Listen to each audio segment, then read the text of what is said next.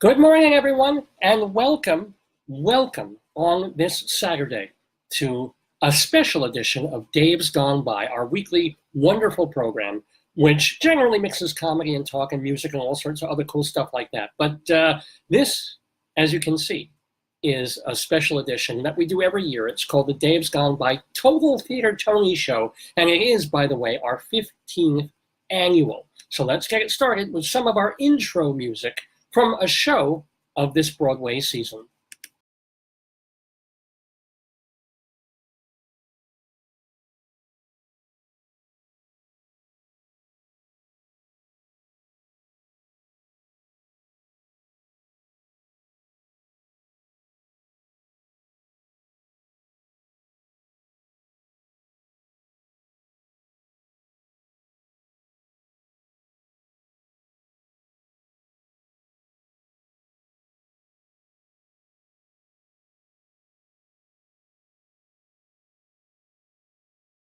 Actually, that is not Andre DeShields, who is Tony nominated for that role in Hadestown. That's the off-Broadway version of the show that eventually came to Broadway this season, along with 30 or 40 more that we'll be talking about on this special edition of Dave's Gone By. It's our Total Theater Tony Show, and welcome to Timothy and Joyce and Jeffrey and Mike from Colorado, and Felicia and so many other folks that we know will be tuning in and enjoying this tribute to the Broadway theater that we've been doing for 15 consecutive years. So let me tell you what's going to be on this special program. First of all, we'll be doing, as time allows, a Broadway timeline, telling you just a little bit about every single show that opened in this season on Broadway. We'll talk a little bit about off-Broadway. We really won't have time to talk much about it, but a ton of stuff about show by show, chronologically, what opened on Broadway this past season. And of course, we'll be talking about the Tony nominations as well, because the Tonys are happening not this Sunday, but next Sunday, June 9th, from 8 until 11 p.m. Eastern Time, happening at Radio City Music Hall in Manhattan. So that's all going on. Got our Broadway timeline. We'll also have quizzes. We'll ask a couple of quiz questions, including one that if you answer the question correctly, and you're the special one that we draw, you'll get this souvenir book from a very, very good play that was revived on Broadway this season called The Waverly Gallery by Kenneth Lonergan. Check it out. It's a full-color booklet with photos of the cast, including the great star Elaine May, who plays a woman with Alzheimer's in the show. So yeah, this is not the playbill. This is an actual souvenir book from the Waverly Gallery, which you can win. We will mail it to you if you get our quiz question correct, and you are the correct person that we choose. Anywho, that's coming up later. And also on the program, the main thing is we've got so many wonderful people to talk to. And oh my gosh, I cannot believe it, but we were just playing the theme from Hadestown, mentioning the star of the Broadway version who was Tony nominated, and he tuned in. So hey, Andre, thanks for tuning in.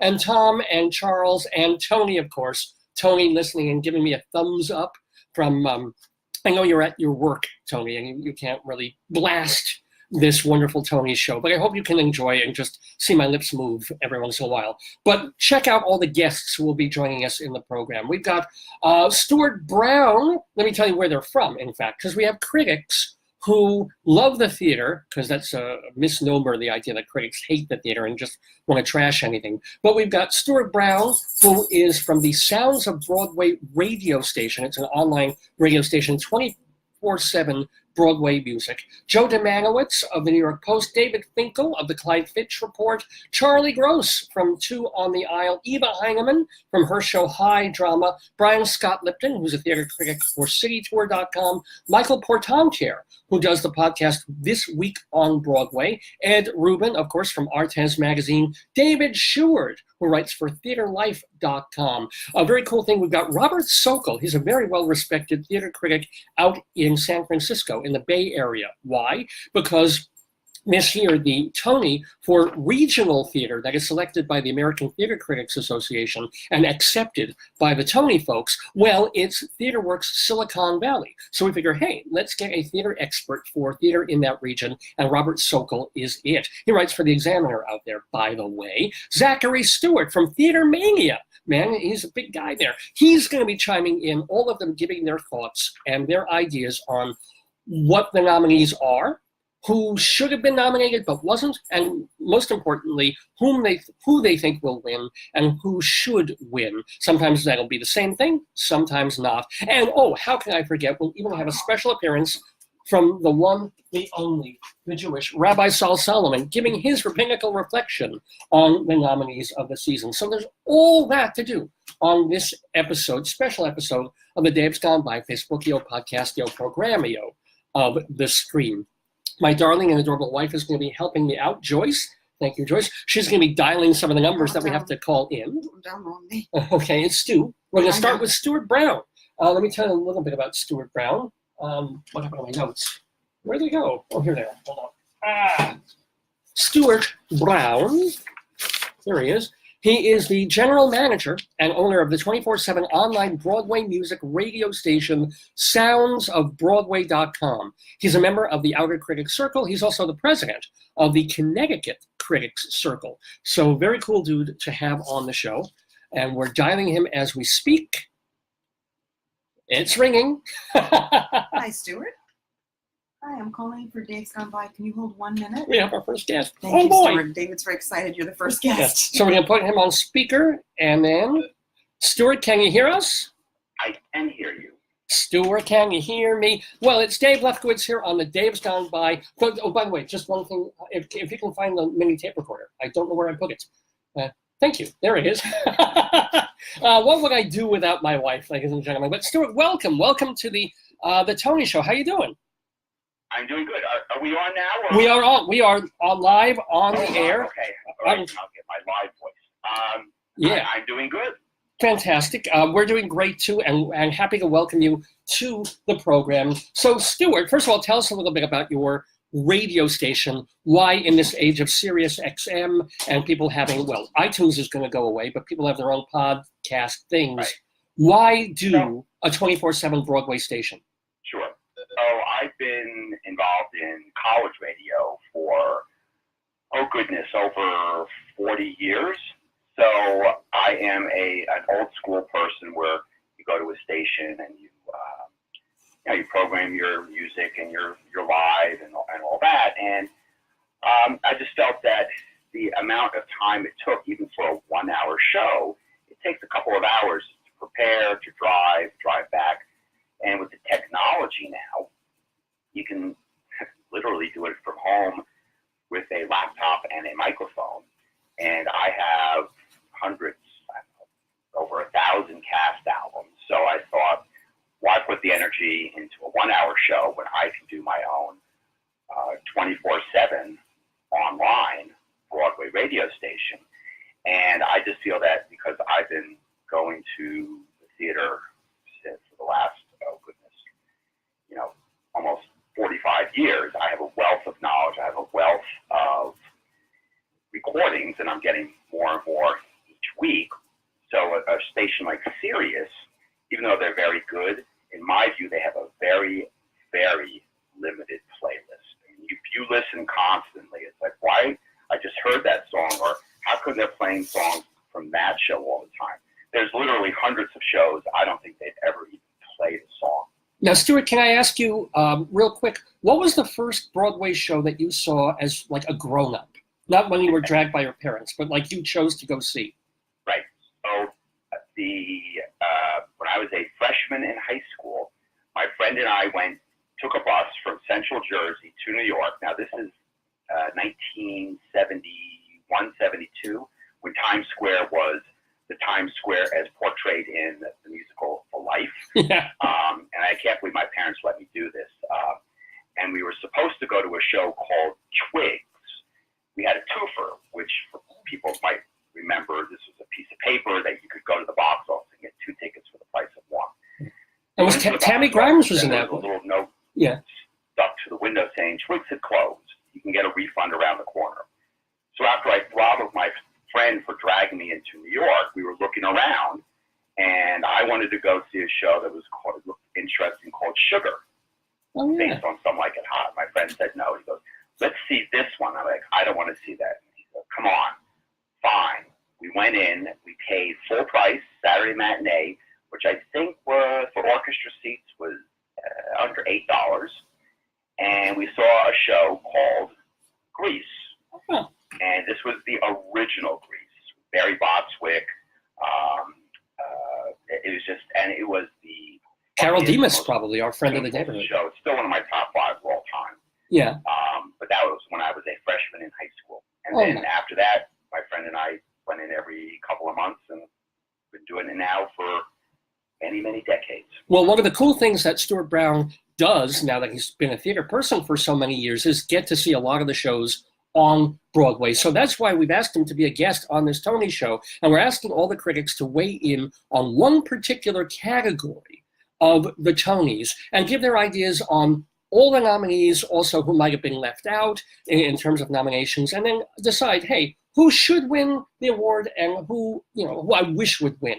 So, Stuart, your category is lead actress in a musical. And let me read the nominees to you. Stephanie J. Block for the Cher show, Caitlin Kinnunen for the Prom, Beth Level for the Prom as well, Eva Noblezada from Hadestown, and Kelly O'Hara as the star of Kiss Me, Kate. Stuart, your thoughts? My thoughts. Well, I think, unfortunately, this is a very weak category this year. And I think it's sort of a statement on good roles for lead female performers. I mean, I went through the entire listing of shows that opened, and there's just really not a lot of people. And I think that shows with, I think both women for the Prom, Caitlin Kinnunen and Beth Level, were very good. I think in another year, I don't know if both of them would have been nominated. Eva Noblezada from Hadestown was good. I didn't think she was extraordinary. And I'm also president of the Connecticut Critics Circle. So we have our awards ceremony Monday. And when we sit down and sort of go over who's worthy of nomination, one of my big things is who is extraordinary? Who is, when you're sitting in the theater, you're going, wow, that's a Tony Award winning performance, or at least nominee. And some of these were very good, but they're supposed to be very good. That's what they're getting paid for. To me, who was extraordinary? And in my view, Stephanie J. Block from the Cher show, she really anchored that show. And she not only embodies Cher, but she brings, Stephanie J. Block, she's in her early 40s. She's been in many, many shows, and she's always delivered a dynamic performance. And I think that shows in the Cher show that she really, I don't know if people are familiar with the Cher show, but there are 3 Chers. There's I think the other 2 Chers are very, very good, by the way. Yeah. Older star, which is what Stephanie's role is. Yeah, they don't get any credit or note at all, but all 3 Chers are actually quite good. But yeah, Stephanie, she's kind of as you said, the anchor, because she's the older Cher looking back, and she comes out in the first minute, and you kind of know, okay, yeah. If nothing else goes right with the show, Stephanie J. Block is right in this show, in the Cher show. Was anybody left out though? I know you didn't find anybody extraordinary. Yeah, no, I went through everything, and it's not only a question of who was left out. Who else could have been nominated? Right. I'm wondering if there's anybody you would have substituted. No. I this is a category. Now, in some other categories, I don't know if you want me to. Well, no, actually, the question that I want to ask outside of my domain for this sure. call, but I think there are some very stark omissions. Oh, like what? Like what? Tell us. Like what? Well, I think Be More Chill. Be More Chill received 1 nomination for Best Score. What about Best Musical? One thing I really get frustrated as a critic and someone who works on award ceremonies, and actually, if people look in today's New York Times, there's a big article, who was left out of the Tonys? Well, you can't say who was left out unless you're going to subtract someone, because you can't have 10 people in a category. So the Oscars really can, but yeah. Frustrated, especially with the New York Times. But, with Be More Chill, Beetlejuice, Best Musical? No. even Ain't Too Proud. It was a good jukebox musical, but I thought Be More Chill was much better as a musical. And then also To Kill a Mockingbird wasn't even nominated for Best Play. I mean, and I saw it. I thought it was excellent, and you could easily substitute that for Choir Boy or Gary. And then just a sort of a minor thing, but if anyone saw King Kong, one of the things about King Kong is the sound. It wasn't nominated for sound. I mean, here you have King Kong roaring. I think you have 3 or 4 people operating the sound. It's a very sophisticated setup. Yeah. And there's no sound for King Kong. So those are sort of my 3 that I think could have been added and substituted in for some of the other awards. Now, speaking of sound, I want to remind everybody one last time that Stuart Brown has a website that you can go to and listen to for 24/7. It's called soundsofbroadway.com. Sounds of Broadway. And are you can also, a shameless plug, but you can hear it on your Amazon Echo. You can download an app for your iPhone and Android phones. So you can hear it in so many different ways when you're on the subway, when you're going anywhere, soundsofbroadway.com. So Stuart Brown, it's just been terrific talking with you about Broadway and music and kicking off our Tony show. I want to wish you much, much success with the continued launch of soundsofbroadway.com, and have a wonderful new season. Okay, well, thank you. Thanks. Okay. Bye-bye now. Stuart Brown, starting off the 15th annual Total Theater Tony Show right here on our Facebook page, facebook.com, Dave's Gone By. Of course, you can tell your friends to tune in. If you have Facebook friends, we're live. We're live until noon today. And it is, by the way, Saturday, June 1st, 2019. It is officially the 698th episode of Dave's Gone By. So we have our 700th coming up in just a week or two. But more than that, we're talking Broadway, we're talking theater, and he already mentioned a whole bunch of shows like Choir Boy and Ain't Too Proud and other things that did or didn't get nominated and Be More Chill. Let me tell you about some of the shows that opened on Broadway this past season. We do this every year. It's called the Broadway Timeline. So for those of you who don't live in New York or can't get to see every show that opens in Manhattan on Broadway, this is an idea of, if you're watching the Tonys next week, oh, this is what this show is. Instead of just seeing a song or a clip of the actors acting. So for example, well, the thing I want to start with is this has been a gala season just in terms of money. It was a record again. The 2018-19 Broadway season raked in $1.83 billion. That beat last year's tally of $1.7 billion. Now, last year was a weird year because they got 53 weeks, so they got an extra week in there. Would have beaten them even if we had 53. So it's still a record week. Attendance was up to 14.77 million. That's about a 7% jump, and 1 million people more than last year's 13.8 million. So you can say, yeah, of course, Broadway keeps making more money because they keep raising the friggin' Broadway prices and the VIP tickets, but they're also getting more butts in the seats. President of the Broadway League, Charlotte St. Martin, reminds us that Broadway is appealing to many demographics and that 50% of the tickets are below $101. So I guess that makes them affordable. Not with the money I make, but for some people, under $101 it's affordable for a Broadway ticket. Now, by the way, a year ago, they had the 72nd annual Tony Awards back on June 10th, 2018. That was at Radio City Music Hall as well. Sarah Bareilles and Josh Groban were hosting, and I thought they were absolutely charming and delightful. It was the highest rated Tony show since 2016. About 6.3 million viewers tuned in. The big winner of that show was The Band's Visit. Oh, yeah, you know what? It's time to, let's get into the show. I'm going to get this jacket off. There we go. The Band's Visit had 10 Tony wins, including Best Musical, Score, Book, Lead Actor Tony Shalhoub, Lead Actress Katrina Lenk. They all won Tony Awards at last year's Tonys. Other big winners were Glenda Jackson in 3 Tall Women and Laurie Metcalf also won for that show. Harry Potter and the Cursed Child was for the best new play. Revivals. Oh, well, we're getting really fancy here. My wife is putting on the bow tie. Angels in America won for best revival. Once on This Island took best revival of a musical. By the way, just so you know, the Drama Desk Awards last year, they went with SpongeBob SquarePants for best musical, Admissions for best play, My Fair Lady for a revival of a musical, and Angels in America for best revival of a play. And the Outer Critics Circle, are you getting all this, folks? They took SpongeBob SquarePants, Harry Potter, Angels in America, and Admissions, plus for off-Broadway musical, Desperate Measures. Oh, that's right. Yeah, I can play him. That's right. Okay, let's move on to more of the Broadway timeline, including the first play of the season, first show of this season, opened on July 23rd. I need my glasses here.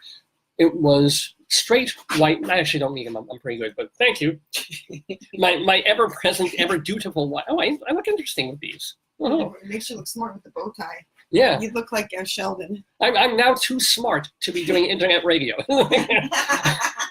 Straight White Men opened at the Hayes Theater, a comedy drama by young Gene Lee. It's about three Midwestern brothers who keep their widower dad company on Christmas. It got pretty decent reviews, got probably better reviews when it was off-Broadway first. It was a look at a dwindling breed at sea in a changing society. And then the show that opened 3 days later on Broadway at the Hudson Theater was called Head Over Heels. And yes, it was a musical, jukeboxy. It had a brand new or brand oldish story set to music by the Go-Go's. The book was by James Magruder and Jeff Whitty, directed by Michael Mayer. It was all about this happy kingdom. Are the Go-Go's known for their exploitation of roadies? Don't want to go there. Don't want. But so anyway, this kingdom is upset by the king, the father's just inability to be inclusive. But he learns over the course of the show, almost to the kingdom's ruin. And it's a gender-bending romp, and there's a love story, and it's very LGBTQ friendly. With the reviews were actually pretty good, but it never quite got a big enough audience to keep going. And then one of the reasons it kept running for weeks and weeks was a producer in that show had money in it, and someone named Gwyneth Paltrow. So she was one of the engines behind that show, which allowed it to run for a few months rather than pulling up stakes when people weren't buying. But Newsday's Barbara Schuler called the show a delightfully entertaining romp with fabulously athletic choreography by Spencer Liff. So that was Head Over Heels. I think I actually have a little bit of a tune from there that I can play, if I can get my iTunes up. Where is it? Oh, here it is.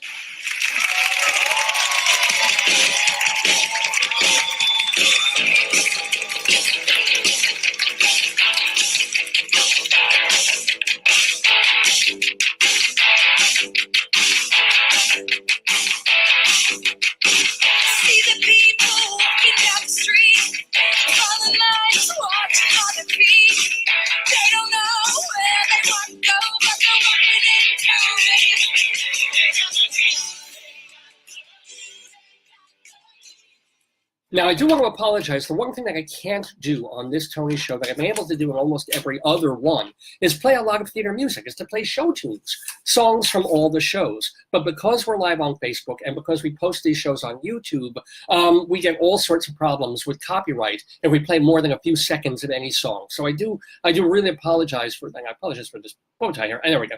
I apologize for that. But hey, if we can't play music, then we can certainly talk to more people, hear these experts talk about the Broadway season and Broadway theater, which is why we're moving to our next guest. Now, Charlie Gross has been my friend for, 30 years now, I think. He co-hosts a show called Two on the Aisle on Manhattan Neighborhood Network. You can watch the show on MNN.org. Now, Charlie is a modern Orthodox type of person, so he can't be with us live on Shabbos, but trooper that he is, Charlie put together a piece for us, a short piece, on a category for us. He's going to, just as Stuart Brown was, he's going to be talking about egregious omissions, folks who should have gotten Tony nominations but didn't. And he's pre-recorded it for us, and we're going to hear Charlie Gross right now. 3, 2, 1. Hey Dave, Charles Gross here. Happy to be back again for your annual Tony show. And I've got a great announcement for you.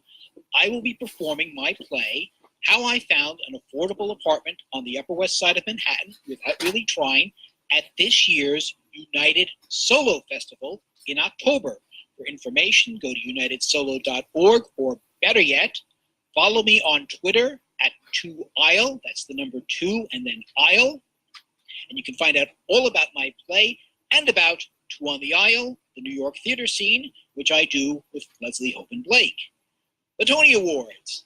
I'm always interested in who was nominated, but I am often fascinated in who was not nominated. And there have been some very interesting omissions this year. First and foremost, To Kill a Mockingbird. Now, the Broadway production of the Harper Lee novel, adapted by Aaron Sorkin, was amazing. So why was it snubbed? Well, I have a theory. A lot of small theater companies had paid for the rights and financed productions of a version of Mockingbird that has been in circulation for 50 years. The producers of the Broadway production got wind of this, and they shut it all down. So a lot of small companies innocently thought that they were legally procuring the rights for this other version. They paid for the rights, they paid for the productions, they did their marketing, they were already selling tickets. They had to shut down these productions and face a major loss or risk being sued out of existence by a major Broadway producer. Atticus Finch certainly would not have approved of this action, and apparently neither did the Tony nominating committee. Then there's Pretty Woman. No, I'm not suggesting that it should have been nominated for Best Musical, and I am certainly not suggesting that it should have been nominated for Best Score. But Best Book of a Musical? Absolutely. This book was written by the late Gary Marshall and J.F. Lawton, and it should have been nominated. Yes, they borrow a lot from the movie, but you know what? Alan J. Lerner borrowed a lot from My Fair Lady, and that worked out pretty well. Also, Samantha Barks, who bravely stepped into the Julia Roberts role and succeeded, should have been nominated.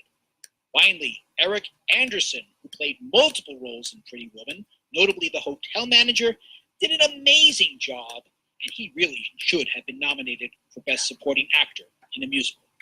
Finally, and hold on to your hats, King Kong. Yeah, King Kong, the Come for the Gorilla and Stay for the Gorilla adaptation of the classic movie. Now, I would have been shocked had it been nominated for Best Musical, and I am glad to note that it was nominated for Best Scenic Design. But the amazing life-size Kong was a tour de force combination of puppetry and animatronics, and I really do think it should have gotten a special award.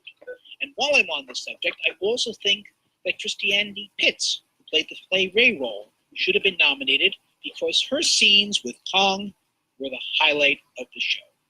Well, that's all the time I have for this year. Follow me on Twitter at 2isle. That's the number 2 and isle. Find out about my play, How I Found an Affordable Apartment on the Upper West Side of Manhattan Without Really Trying. And of course, Two on the Isle with Leslie Hoban Blake and yours truly. Dave, always a pleasure, and I'll see you again next year. Always a pleasure to hear from Charles Gross. As I said, he had to pre-record that because it's a Shabbos-y thing. For some reason, Rabbi Saul, he pre-recorded his thing as well, but that's because he's doing other stuff. But happy to have Charlie, and yes, definitely go see his play. I wrote it down. It's October 10th at 9 p.m. as part of the United Solo Festival, How I Found an Affordable Apartment on the Upper West Side of Manhattan Without Really Trying. So yay for Charlie, and yay for our next guest, who is joining the neighborhood to talk about a category on Broadway in the Tony season. By the way, it's 9:30 in the morning Eastern time. You're watching Dave's Gone By. For more information, go to davesgoneby.com. Tell your friends, get some more folks watching and liking and following our special 15th annual Tony Award show live on this Saturday, June 1st, 2019. So our next guest is the chief drama critic at the Clyde Fitch report. He also publishes reviews at NewYorkStageReview.com. He also has a new short story collection out called Great Dates with Some Late Greats, and we'll talk some more about that as well. But he's David Finkle, returning to the neighborhood. And welcome, Dave. How you doing? I'm doing great, Dave. Thanks for asking. Oh, right. So you're a theater critic, a short story writer. How much time do you spend, like, in a given week or day writing? That's a good question for which I don't have an answer. Oh. Probably, I don't know, 20, 30, 40 hours. Wow. Already. That's pretty good. So what did you think of the Broadway season overall? I think it was a very good season for plays. I don't think it was a particularly good season for musicals, now that we're talking about musicals. Sure. I think even larger than that, in that category, is that I think musicals are going through a kind of a bad time. Oh. I think things are changing in the way people are writing musicals and thinking about musicals. Just to pinpoint one thing is, I don't think people write scores anymore, or write good scores, or particularly good scores. You later, or maybe already, you've talked to somebody about the revivals of My Fair Lady in Oklahoma this season, Mm-hmm. and there are musical scores that are wonderful. Yeah. I mean, but those are glorious masterpieces. Not everybody can knock even Rodgers and Hammerstein and Lerner and Lowe can't knock a masterpiece out of the box every time. Not every time, but when they did it right, they were great. Nothing this season comes anywhere near that quality. What do you think is missing? Is it because they have to work in a modern pop idiom? I don't. That's a possible answer, a part of the answer. Uh-huh. I'm not sure. I think what's missing is standards. I don't think people know about the craft of music writing and lyric writing. For instance, rhyming used to be very important in writing songs, and a good rhyming lent itself to the wit, sophistication of songs. People are careless now. They don't think if you rhyme forever and weather, that's good enough for them. That's for people writing today. Don't please say. Well, let me ask you though. The thing is, over the years, dozens and dozens and dozens of people have come out of the Lehman Engel, a class act writers workshop for musical theater. People coming out of NYU and stuff. So there's people who are craftsmen. Why aren't they making a masterpiece every year or two or four? I think that there probably are people coming out of those. There's the ASCAP songwriters seminar and out of the BMI, Lehman Engel, although Lehman Engel is no longer running it. Right. But what's happening is they're not getting their plays on. They're not getting their musicals on because they're unknown. And what gets on is marquee.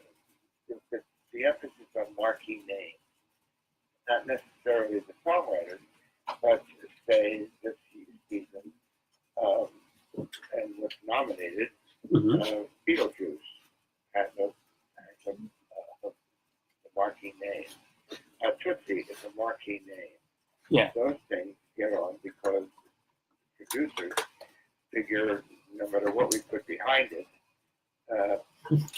Well, yeah, but then again, everything comes from an adaptation. And The King of Siam was a book.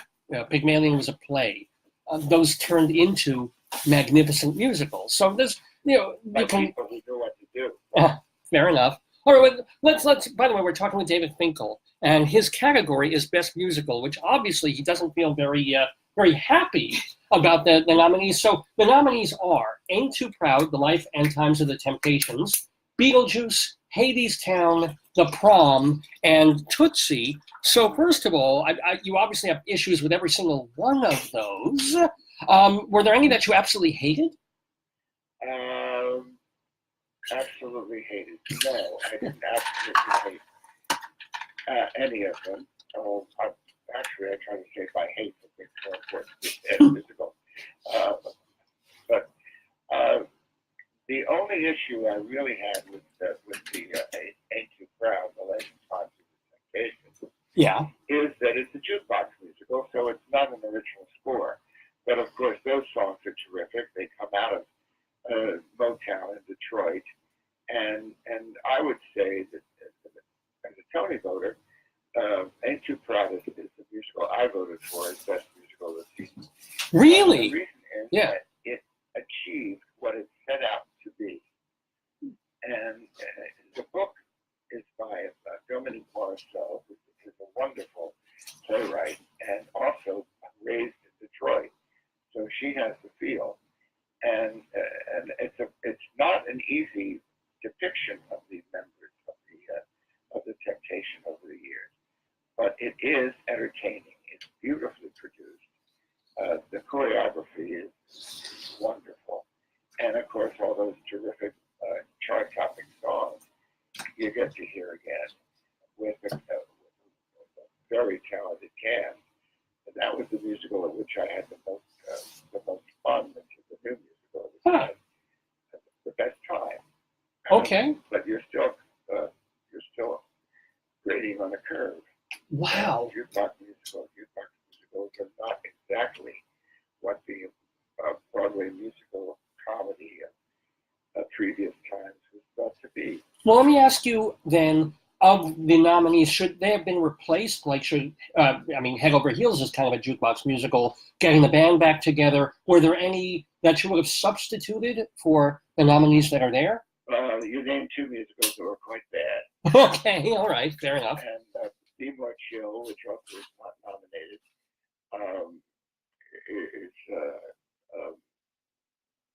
I think is not as good a score as Joe Iconis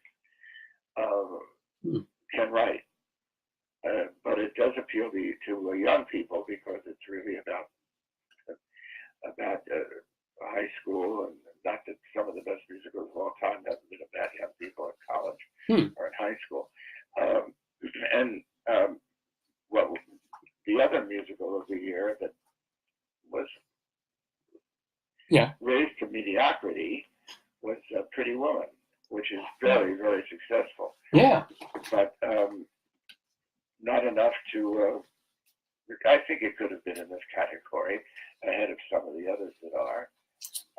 The musical I like best after Ain't Too Proud was Hadestown, or is Hadestown. But I did not like the second act. And Anais Mitchell, who wrote the score, did write some very clever, catchy tunes. But something happened in the second act that just was not up to the first act. And so that's why I didn't go for that, what I had against that one. Well, last question for David Finkle. I want to ask you, if you, and this could be a play or a musical, your favorite show on or off Broadway for the whole 2018-19 season? It could be a play or a musical. Well, the Ferryman. The Jesper Worth's Ferryman is the best play I've seen in maybe a decade. It's a remarkable play about the Irish Troubles set in 1981. And it's been winning awards right and left. And at the New York Drama Critics Circle, where I'm a member, we named it the best play of the year, and I think there's no question about that. But there are very many other good plays. If I were to name a musical, I would say the best musical of the season, which is the public, Girl from the North Country, which used Bob Dylan songs, telling a story of the Depression set in the 1930s. Very strong, very tough-minded. Of course, and you might think, well, it's Bob Dylan songs, it's also a jukebox musical. Somehow it did not feel like a jukebox musical. The songs were used very cleverly and not just reprised as they are with the Temptations singing their hits during the show. There's a mood. I saw the show. I mean, there's a very strong mood conjured throughout. in the way that they're doing the songs. And So, yeah. it also included in it some wonderful acting, including Mare Winningham, who is one of our best actresses, and she also can sing like a storm, or like a tornado. I will say that the best song of the season is in Be More Chill, Michael in the Bathroom. It's a wonderful song, and I wish that entire score had been up to that level. But at least it's an outstanding song and probably the best song of the season. Well, If they gave the best song of the season, that would win, I think. Well, speaking of outstanding, it has been outstanding having you as a guest, David Finkle, on this special. Yeah, I got to do segues like that sometime. I apologize, but remember, We're forgiven.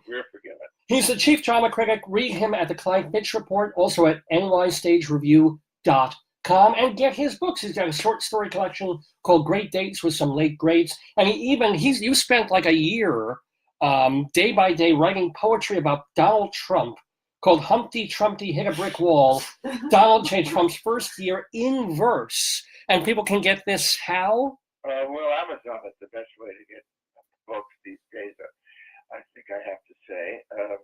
The Humpty Trumpty book is something I'm kind of proud of doing, or glad I did. It was just done out of therapeutically to keep me sane. But it was every day I wrote some little doggerel about what the president was up to and people around him. Well, cool. Well, we're thrilled with sharing what you're up to, David Finkle, and we thank you very, very much for taking part in our Tony show. And we wish you a very, very happy summer and then a happy new season. Well, thanks, Dave. It's always a pleasure talking to you. You too. Thanks, man. Bye-bye. Bye for now. David Finkle on the Dave's Gone By Total Theater Tony show with me, Dave Lefkowitz, my darling and adorable wife, Joyce, who is helping. She stays off camera, but I lost my glasses. they're on your head. My wife lost her glasses. They're on her head. I lost a little mini recorder that we were supposed to record in the show. It's not this one. It's the other one. No, it's behind you here. Oh, is it on? I put it on. I turned that one on. Love it. See, so what would I do? That one was on first, and that one didn't get all of it. But anyway, you know what we're going to do now? We're going to do our quiz. What time is it? The first part of our quiz. It's 9:43 in the morning, Eastern time. So I have a few minutes before our next guest. Let's get our quiz going. Get your thinking caps on. Okay. Folks who really love the theater or may not know that much about it, see if you can even get this. And Potato's going to take part in it. I don't know if he'll get anything, but he's got his thinking eyes on. Here's the first quiz. Wow, we got thumbs up and smiles for Potato.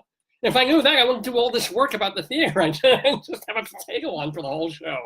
There you go. Show that potato. Question 1. Are you ready, Potato? By most accounts, Jez Butterworth has created a masterpiece with his drama, The Ferryman, just what David Finkle was talking about. Which of the following is not a previous play by Jez Butterworth? Jerusalem, Mojo, The Testament of Mary, The River. Probably, which is not? Yeah, I'll read them again. The Mojo one. Joyce says the Mojo one. It's Jerusalem, Mojo, The Testament of Mary, or The River, which was not written by Jez Butterworth. And the answer is... Mojo. The answer is C, Colm Toibin's The Testament of Mary, which ran on Broadway in 2013. All the others are Jez Butterworth plays. I'm sorry. Chicken's going to be angry about that. Chicken's upset about that. There we go. In a play called To Kill a Mockingbird, there's a brand new play by Aaron Sorkin called To Kill a Mockingbird, based on the Harper Lee novel. The Finch children befriend their eccentric young neighbor, Dill. Ugh. Now, it's common knowledge that Harper Lee based Dill on her own childhood friend, who grew up to be a successful but troubled novelist. Who was he? Give it a moment before you guess. Where's the multiple choice? There's no multiple choice on this one. It's Gilbert Godfrey. Wouldn't that be wonderful if Dill were based on Gilbert Godfrey? Tommy Tune. No. Someone who grew up to be an eccentric but troubled novelist. Oh, Ernest Hemingway. No. That's not the worst guess. Okay. I'll give 5 seconds. 5, 4, 3, 2, 1. And the answer is Truman Capote. Oh, he had a lot of trouble, more than just Yeah, a no. novelist. No, he was on drugs. He had massive trouble. Yeah. So anyway, that Dill was based actually on her little crazy eccentric neighbor, Wow. Truman Capote. Yeah. All right. Now this, get ready, folks. The quiz is now the stakes are high. stakes are high because you could win The chicken? this. No. Oh, what is that from? Well, this is a show called The The Waverly Waverly Gallery, Gallery. which opened on Broadway. It's a revival of an off-Broadway show by Kenneth Lonergan, a really, really good play, all about Show the insides. a family whose grandmother has Alzheimer's, and she's getting worse and worse, and she still works in her art gallery and still tries to maintain her apartment, but it's just driving the family nuts. It was brilliantly revived and directed and featured, of course, Elaine May, who was up for a Best Actress award. So check it out. That's Joan Allen. Nice. She's in the show. Pretty. See, there she is. Ooh, looks very, very tragic. And there's, of course, Ooh. Elaine May. Ooh, So a look at full her. color souvenir booklet. This is not a playbill. Ooh. This is a souvenir booklet for the show, The Waverly Gallery, that opened on Broadway earlier in the season. Would you like to win this book? Of course you That's would. the Arc de Triomphe. I know you would. NYU, right? That's by NYU. Yeah, well, it's the Yeah, village. It's in yeah, Waverly. Waverly, yeah. Waverly Place is where she has her gallery. Yeah, really good play. I almost wish they'd sent me the script instead of this book, but that's You why could I'm use giving it the book for away. article. So anyway, you can have this. Here's how you do it. Answer this trivia question by emailing me by 6 o'clock tonight Eastern time. Okay, Give don't them post the email answer on address. Facebook. Don't by Facebook because other people could see it. Just email me. The email address is davesgoneby@aol.com. Dave's Gone By, just like we spelled the name of the show. So you Dave's have one, Gone only By one. at AOL.com. Only one winner, and it'll be from people who get the correct answer. And then we'll choose at random from people who email me the correct answer before 6 o'clock Eastern time tonight. You got it? Okay, here is the question. This past season, Heidi Schreck wowed the critics with her topical and autobiographical comedy, What the Constitution Means to Me, which debates amending the U.S. Constitution. Okay? What musical, being revived on Broadway next season in 2020, deals very specifically with the Declaration of Independence? No. No, it's not what you're thinking of. It's still there. No. What musical deals with the Declaration of Independence? So you're going to email me your name and the answer to that question. And then if your email is selected this evening, what we'll do is I'll get It's your the first person who emails. your snail address. No, it's not the first person who emails. It's just Who gets we'll the get right it random. You have to get the Oh. question right, and then we'll select at random Okay. a winner from all the people who send me the correct answer, and then we'll email you back. You'll send us your snail mail address, and we will send you the Waverly Gallery souvenir book. Sounds good? I think it sounds pretty great. So yeah, remember that's the question. The musical about the signing of the Declaration of Independence. Give our next guest a call while I tell the folks about the sponsors of the show, which include Hewlett Minuteman Press, the copy kings of Broadway, right here in Hewlett, Long Island. They've been around since the mid-1970s, and they do a fabulous job of copying, printing, binding, silk screening names and patches across logos on uniforms. They can put your business image or name on calendars or flyers or balloons and banners and coffee cups. Thank you, Joe. Thank you. Stuff like that. So just put them on speaker. Yeah. There we go. Oh, fantastic. And now you can hang. Yeah, because it's on speaker. Fabulous. Hewlett Minuteman Press. They are in the heart of Hewlett, Long Island. They're still 2.5 blocks from the LIRR station. They're across the street from the giant Petco. And if you tell them Dave sent you, you get 10% off any job, big or small. So give them a call. 516-569-5577. 516-569-5577. The Torong family has owned and operated Hewlett Minuteman Press since the mid-1970s. They're great folks and they do quality work. Hewlett Minuteman Press, they are the copy kings. Well, one of the kings of Broadway for many, many years, at least writing about Broadway, is our next guest on the phone with us for years. he wrote for the Daily News. Now you'll find him very often writing for the New York Post. Plus, you can find him writing for Theater News Online as well. Roger Harris, my good friend, is the publisher of that. He also writes about theater for the New York Observer and Bloomberg. Ladies and gentlemen, please welcome back to the neighborhood our good friend, Joe Dziemianowicz. Hello, Joe. Hello, Dave. Thanks for having me back. Always a pleasure. Always honored to have you. What did you think of the season overall?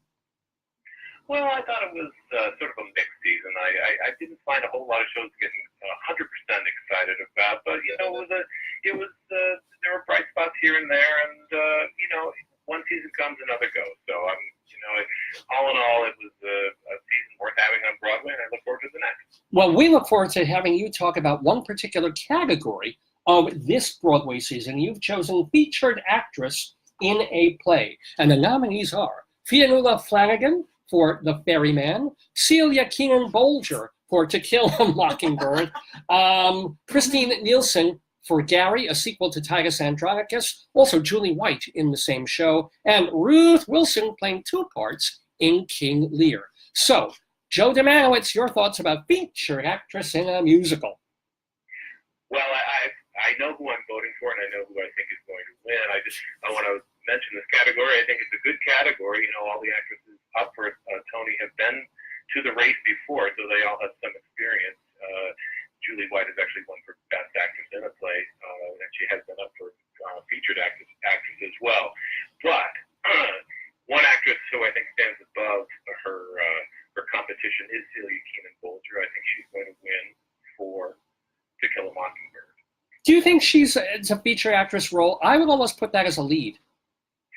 Oh, I think in the context of this play, I think it does belong to Atticus. I don't have a problem with putting her in a featured actress. She certainly is such a strong actress that the role does loom very large. But then again, that role always looms large. Scout is an essential part of that story. We see it through her eyes as well as others in this. But I don't have a problem with her being put in that category. Okay, so your thoughts on some of the, first of all, was anybody egregiously overlooked? Were there other people that you thought, if there was another slot? I don't think egregious is the right word. I look at Fionnuala Flanagan, I went back to Jess Butterworth, The Ferryman, and that role initially didn't strike me or hit me in a big way. The second time it loomed larger, actually. She played Aunt Maggie, sort of gives that play, this sort of sprawling family play, sort of a mystical edge. But she spends a lot of the time sort of asleep. If I would replace anyone, it might be her. And I thought Joan Allen just brought something incredibly real to the Waverly Gallery, playing, the daughter of Elaine May, mom stricken with Alzheimer's. And I think that play does such a good job showing how, an illness in a family trickles down to every element, every person in that family. And I just thought Joan Allen, so good to see her back on Broadway in a good role. I think she's a terrific actress, and we don't see enough of her on Broadway. I really loved her performances, and I would have been happy to see her nominated. I think that the nominees in this category, Christine Nielsen, certainly her backstory to the role, how she came in and replaced Andrea Martin, heroically wrote in, did this, big part sort of at the last minute. I don't think it's a winning role necessarily for her, but she cements her status as the queen of the double take.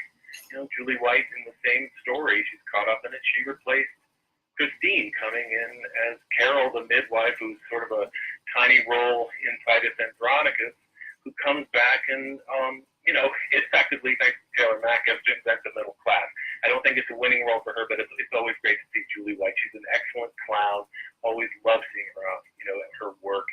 And Ruth Wilson, here's our, I guess this is our 4 Shakespearean roles in this category. So, as you said, Ruth doubles up as the Fool and Cordelia in Lear.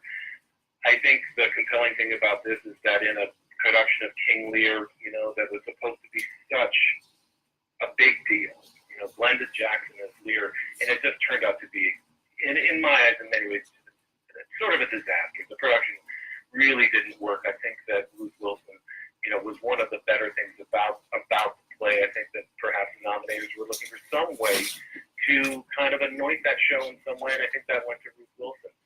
But, Celia Keenan-Bolger has been nominated for Best Featured Actress Tony 3 times before. Pocket County Spelling Bee, Peter and the Starcatcher, and Glass Menagerie. And the thing that all those roles, you've got a musical, you've got a classic, you've got this sort of take on Peter Pan. Celia is one of the most transparently honest actresses. I've wanted her to win this before. I loved her Laura in Glass Menagerie. And I think that's what she captures so beautifully as Scout. I hear her words, and they come early in the play, and they're echoed throughout All Rise, and I think that Tony voters should rise and will rise and give Celia, this Tony. The other, interesting story about, her role in this play is that it reunites her with Bartlett Sher, who directed her in The Light in the Piazza, but ultimately replaced her with Kelly O'Hara. I think there's just something really terrific about the fact that they reunited, worked together again, and I think that she's going to be a winner that night. Now, speaking of winners, the last question that I do want to ask Joe Dziemianowicz is, on or off Broadway? If you had to pick a favorite show, especially off Broadway, because we don't really get to talk about it that much on this episode of the show, what was your favorite show? Well, it started off Broadway. It ultimately moved to Broadway. I loved What the Constitution Means to Me. I think it's the second time even more. And loved the Lehman trilogy. It was sort of a very elegant production that, I thought was beautifully told. So I thought there was, riches to be had in the theater. Well, I feel rich doing this show and talking to experts like Joe Dziemianowicz. Be sure to read him. Now, are you, forgive me for asking, but are you now the chief critic of the New York Post? Or No. Yeah, how does that work? No, I'm not. It's a freelance capacity, and I've reviewed several shows this season. I hope to do more, but no, they have their own staff. I contribute. You contribute, okay. So you're same as the Theater News Online. I think you do the same, right? I think you just reviewed, just like I read a review of yours for Roger. Yeah, I've been writing for Roger for a bunch of decades, for theaternewsonline.com if people want to find it. So right. Yeah. No, it's a great publication. I'm glad you mentioned it. I feel very proud to be part of that crew that writes for Theater News Online. And I think a year ago you were doing a podcast. Are you still involved in that? No, I'm not. Right. The Joe D show that unfortunately ended. I loved doing that, and it was always I felt a real privilege to get to talk to people who work in the theater, and in every capacity, acting behind the scenes, writing, directing, and I appreciate you remembering that. Well, I appreciate you remembering to be on our special Tony show every single year. It's an honor and a pleasure to talk to Joe Dziemianowicz. Joe, I wish you a very happy Tony time and Tony season and season ahead. Thanks so much. Thanks very much. Bye. Bye-bye. Joe Dziemianowicz on the Tony show. It's about 2 minutes till 10 o'clock for the program. We're here until noon, or probably noon-ish, might go a little longer. I want to welcome all the folks who've been tuning in over the past hour. Stan is back. Stan was away for a bunch of weeks. He says he missed seeing you and your wife. He's never actually seen my wife because she never goes on camera, but thank you, Stan. And to David, who says that Andre, wow, he's sort of a theme running through this whole show, and he may win a Tony on June 9th. But Andre is happy to be watching with you. Congrats from the Workshop Theater Company for your rebirth on Broadway. That's so cool. Marcus and Michael and Frank, we're good? I'm going to put it on speaker. Cool. And so what we're doing on the Tony show, and it is, by the way, June 1st today, 2019. So the Tonys are not tomorrow night. We usually do this the day before, but this time we're doing it a week before, giving ourselves some breathing room. The Tonys are happening on Sunday, June 9th, 8 to 11 p.m. Eastern Time on CBS TV, hosted again by James Corden, and it'll be, for our Colorado folks, it's an hour delay. I don't know why the hell they do that, but hey, I'm East Coast. I can watch it in real time again. The Tonys are a week from now, but right now we are here. For more information about the Dave's Gone By show, go to davesgoneby.com, davesgoneby.com. And so on this program, we've been doing the Broadway timeline. We've had a couple of quiz questions. We can play about 4 seconds of a song but before Facebook cuts us off. But most importantly, we've had wonderful special guests, including our next, pardon me, I get so excited that I get verklempt. I get choked up here. And my darling and adorable wife, Joyce, is there as my foot servant. So what would you like me to call you? Slave. Slave. It's like, no, you're my production stage manager. How's that for the Tony Show? My production stage manager, Joyce. But the most important thing is that we have our next guest in the neighborhood calling in. He's been doing theater stuff for years and years and years, and it's always a pleasure to have him. Now you can find him writing for places like culturalweekly.com, artsinnewyork.com, and that's artsinnny.com, theaterlife.com. He's a member of the New York Drama Critics Circle, which is pretty hoity-toity. He's even a Tony voter and former president of the Drama Desk. He's also the author of 3 books, including Rage and Glory, sounds like my life, but no, it's the volatile life and career of George C. Scott. Won't you please welcome back to the neighborhood, David Sheward. Hello, David. Good morning, David. How are you? I'm great, David. How's it going? Okay, can you hear me okay? You're a little low. I've got the volume as high as I possibly can make it on our end, but if you can talk a little closer, stand a little closer to my computer, and I think that'll be just fine. So what did you think of this Broadway season overall? David? David? David? Oh no, our first technical glitch of the morning. I think we lost him. Hello? Okay, we're gonna call him right back. Hello? Oh, there you are. Hello? I'm sorry, I hit the wrong button when you said the volume was low, but is this okay? Yeah, much better. Thank you. Okay, good. I'm very sorry. Good, okay. So what did you think of the season overall?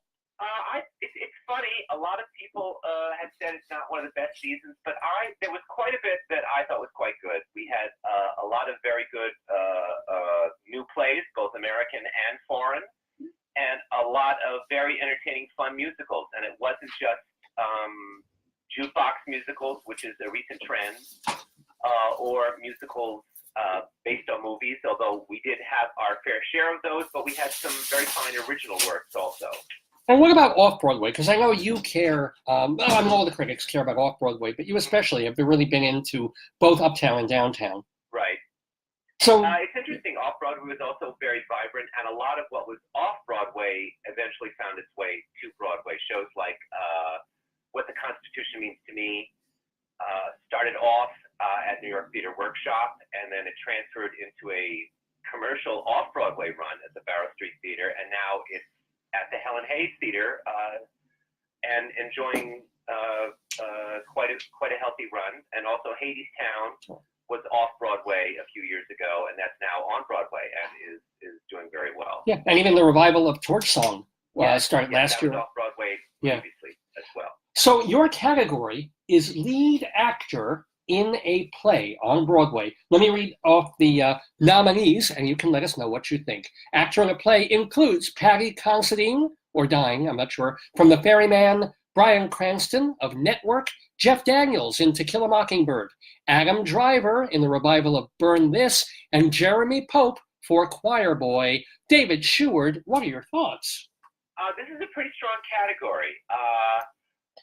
I think that it's going to come down to Bryan Cranston in Network for a really amazing performance, and Jeff Daniels in To Kill a Mockingbird. And interestingly, both of them are plays based on or have been done as films. Network is based on Paddy Chayefsky's 1976, I think, iconic black comedy about the television industry, which was kind of prophetic. It kind of predicted sort of the crazy way that the media has sort of distorts things and has turned news into entertainment.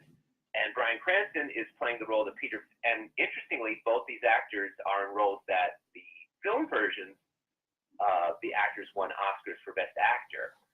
Bryan Cranston is playing the role for which Peter Finch won a posthumous Oscar for playing Howard Field, the mad newsman who says, "I'm as mad as hell and I'm not going to take this anymore."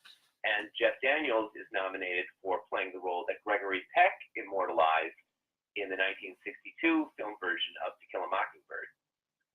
I think that it's probably going to be Bryan Cranston, but I'm sort of edging towards Jeff Daniels because To Kill a Mockingbird is the biggest hit, straight dramatic hit of the Broadway season, and I think that it's. I think I read a report that said it is the biggest box office earner of any non-musical in Broadway history, and it was not nominated for Best Play. Do you have an issue with that? I mean, I think I understand why they chose other plays rather than To Kill a Mockingbird. It just, for me, the answer is that the heavy lifting was done by Harper Lee and Horton Foote and Robert Mulligan in the movie and obviously the novel, and that as craftsman as Aaron Sorkin is, he didn't have to invent that much. Yes. How do you feel? He did make changes. Yeah. It's not just the novel on the stage. So he did make it. There are some changes in it that some people have sparked a little bit of controversy during rehearsals. The Harper Lee estate made some objections, and there was a lawsuit brought, but it was settled. And also, the producers, Scott Rudin included, have kind of gotten themselves into a little bit of a controversy because there was a pre-existing adaptation of the play, which high schools have done, and which has been done regionally all over the country before this. And I even saw a production of it at the Stratford Festival in Canada last summer. But they sort of said, now you can only do our version. You cannot do this other version. And for a while they said, you know, you can't do anything because we're doing this show on Broadway and people might not come to see it if you do it in Podunk, Iowa or wherever. But in any event, so I can sort of see, so to your point, yeah, I think they may have wanted to give more honor to original works. It's not unprecedented for an adaptation to be nominated for Best Play. Grapes of Wrath in the 90s was nominated for and won Best Play in its year. Fair enough. But so I think it's between Cranston and Daniels, and as I say, I kind of lean towards. I think Cranston is the favorite, but I think Daniels might pull an upset because the voters may want to give some Tony love to Kill a Mockingbird. Now, can I ask, is there anybody who you think should have been in this category? Yes, I think Tracy Letts of All My Sons should have been nominated. That is Arthur Miller's 1947 drama, which is being done in a roundabout production. Annette Bening has been nominated for Best Actress, and I believe Benjamin Walker, as the son, is nominated for Best Featured Actor, and he's kind of favored to win. But you're right, Letts got robbed. Letts give a really fascinating and powerful performance as the father, who has a deep, dark secret. And in the opening of the play, he's this nice, jovial guy. And then very gradually, you find out he's really something else. And it was quite startling to see that transformation. Yeah. No, I'm so glad you brought him up. I think that's and last question. Anybody else that you might have, if there were another slot in this category? Tonys do not include off-Broadway. True. And that's something that is a big bone of contention from time to time. And if off-Broadway were included, I would have nominated Raul Esparza, who gave a really brilliant performance in an off-Broadway production at Classic Stage Company in a play by Bertolt Brecht called The Irresistible Rise of Arturo Ui, which is the play he wrote in the 1940s. And it's a parody and a satire of the rise of Adolf Hitler. And they Brecht made him into a Chicago sort of gangster who takes over the vegetable trade, the vegetable trucks in Chicago, as sort of a parallel to the Nazis taking over Europe.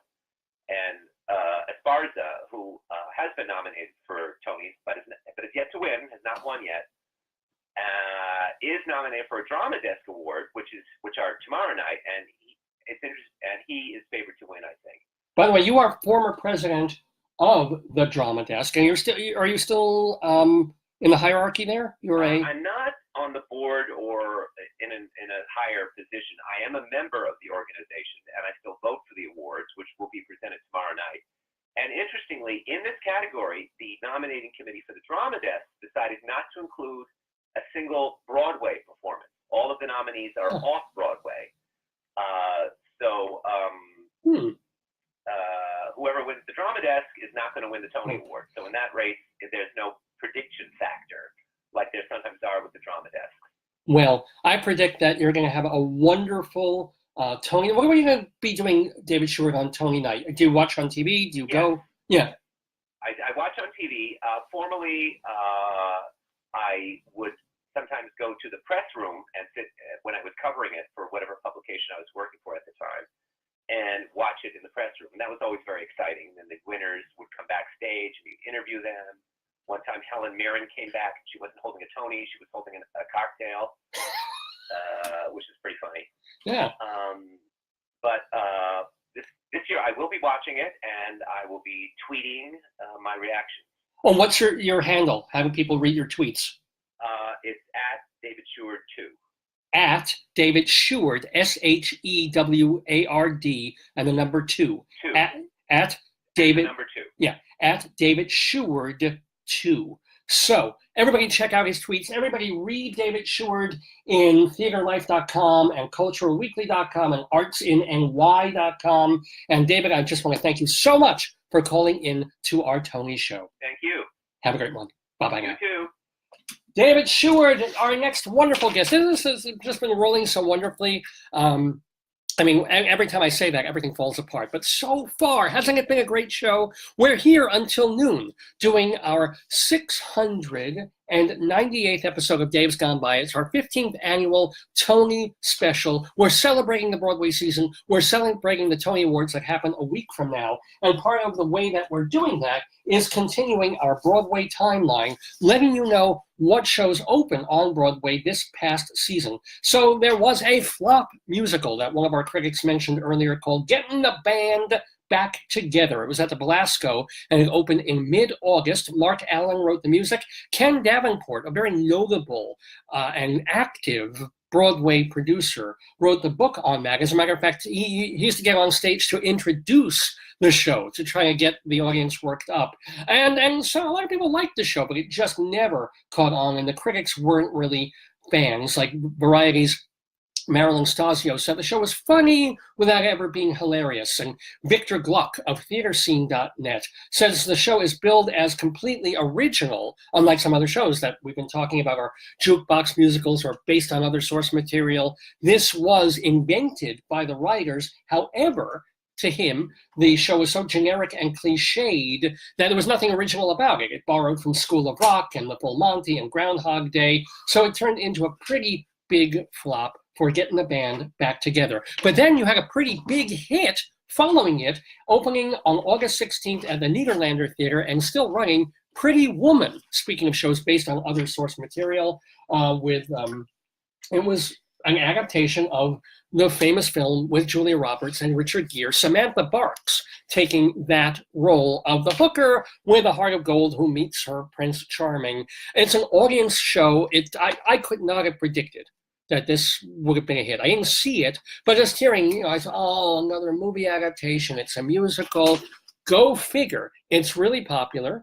What else on is it? Chris Jones of the Chicago Tribune. Oh, and also now he writes for the Daily News. Pretty Woman has found a smart, sweet spot somewhere between nostalgic retro romanticism and the current necessity for heroines to take charge. So Pretty Woman still running at the Nederlander Theater. And then I'll do one more show, and then we have our next guest on the phone. Thank you so much. The next show is a play that I am shocked did not get nominated for Best Play, even though I didn't see it. It sounded real good.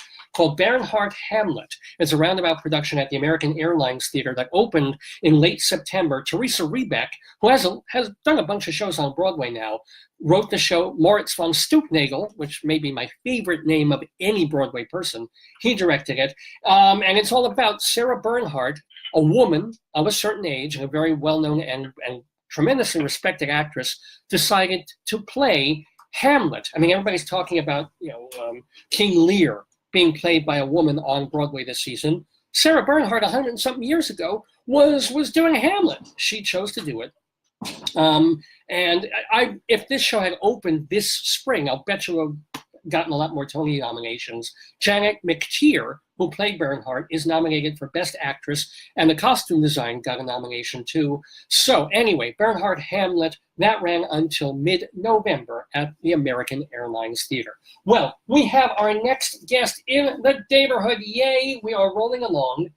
This is someone who has had 30 plus years covering theater in New York. He is currently the chief theater critic for Cititour.com. Won't you please welcome back to the neighborhood, Brian Scott Lipton. Hello, Brian. Hey, Dave. How are you? Good morning. Good morning to you. Good morning. So I've been asking everybody what they thought of the Broadway season overall. What'd you think? Overall, I thought it was a decent season. It was much stronger on plays than musicals, which I think is unusual, which isn't to say that there weren't some really good musicals, but I think in terms of both new plays and revivals, we saw one of the strongest dramatic seasons that we've seen in many years, which will also pose quite a challenge to Tony voters like myself, who have to decide those categories. Now, let me ask, before we even get to your category, you see a lot of off-Broadway as well, right? Yes, I see it. Probably about 100 off-Broadway plays a year if I can. What were one or two of your favorites?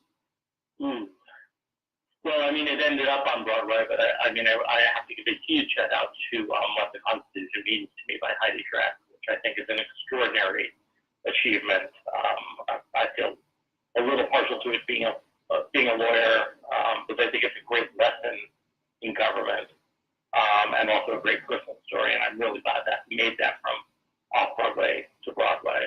No, wait, I had no idea. Well, I'm sorry, I've got to interrupt you there. I had no idea. I've known you for years that you're a lawyer.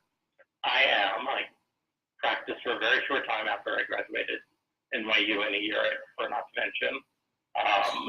But yes, technically, I still have that JD on Friday. Oh my God! So, but you haven't practiced in bunches. Over 30 years. I mean, really, that's when I became sure I went from law to journalism pretty quickly. Do you regret it? Because never look back. No, well, that's the thing, because journalism has had such a sea change over the past decade or so. Do you feel like maybe I should have stayed with arguing cases?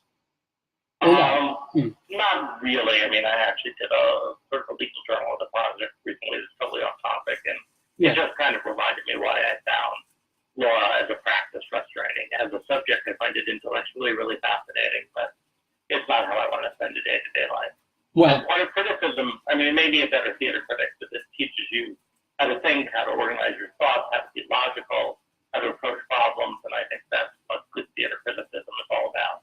Well, we're going to find out just how logical your thought processes are as we jump into the category of featured actress in a musical. Now, the nominees are, for the Tony Awards, Lily Cooper in Tootsie, Amber Gray for Hadestown, Sarah Stiles in Tootsie, and then two different people from Rodgers and Hammerstein's Oklahoma, Ali Stroker and Mary Testa.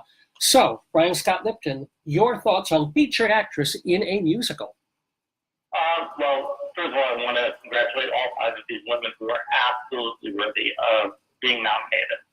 And I also want to point out that I think it's really kind of fascinating that in a year that we had, I believe, 13 musicals, these 5 women come from only 3 shows, which shows the depth of what was available to Tony nominators this year, because there are many other people, and we can get to that, who could have been included. Okay. As far as each of these individual nominees, again, all remarkable performances. Well, I'm going to start with the 2 women from Tootsie, Lily Cooper and Sarah Stiles, who are very different ends of the spectrum of that show. Lily, who plays Julie, who's essentially the leading lady, and the wannabe love interest of Dorothy Michaels, well, he wants her to be a love, is really the heart of the show, and I think it's really lovely that the Tonys recognize her work, even though it's in many ways less flashy than the women she's competing against. I frankly would have preferred if they had actually made her the lead in the show rather than the supporting character. I think it's very substantial, but it doesn't take away from the quality of the work. Sarah Stiles, on the other hand, who's one of the funniest women in theater, and I've known that for a really once again proves just how hilarious she can be in what turns out to be a reasonably small part as Sandy, who is the truly neurotic actress. And David Yazbek has given her a really brilliant crazy pattern number, much like he gave Laura Benazzi model behavior in Ramon Burger's Nervous Breakdown. And she nailed this song to perfection. And I think that's what earned her this nomination. I could listen to it over and over again, but it's probably really not substantial enough to earn a win. Okay.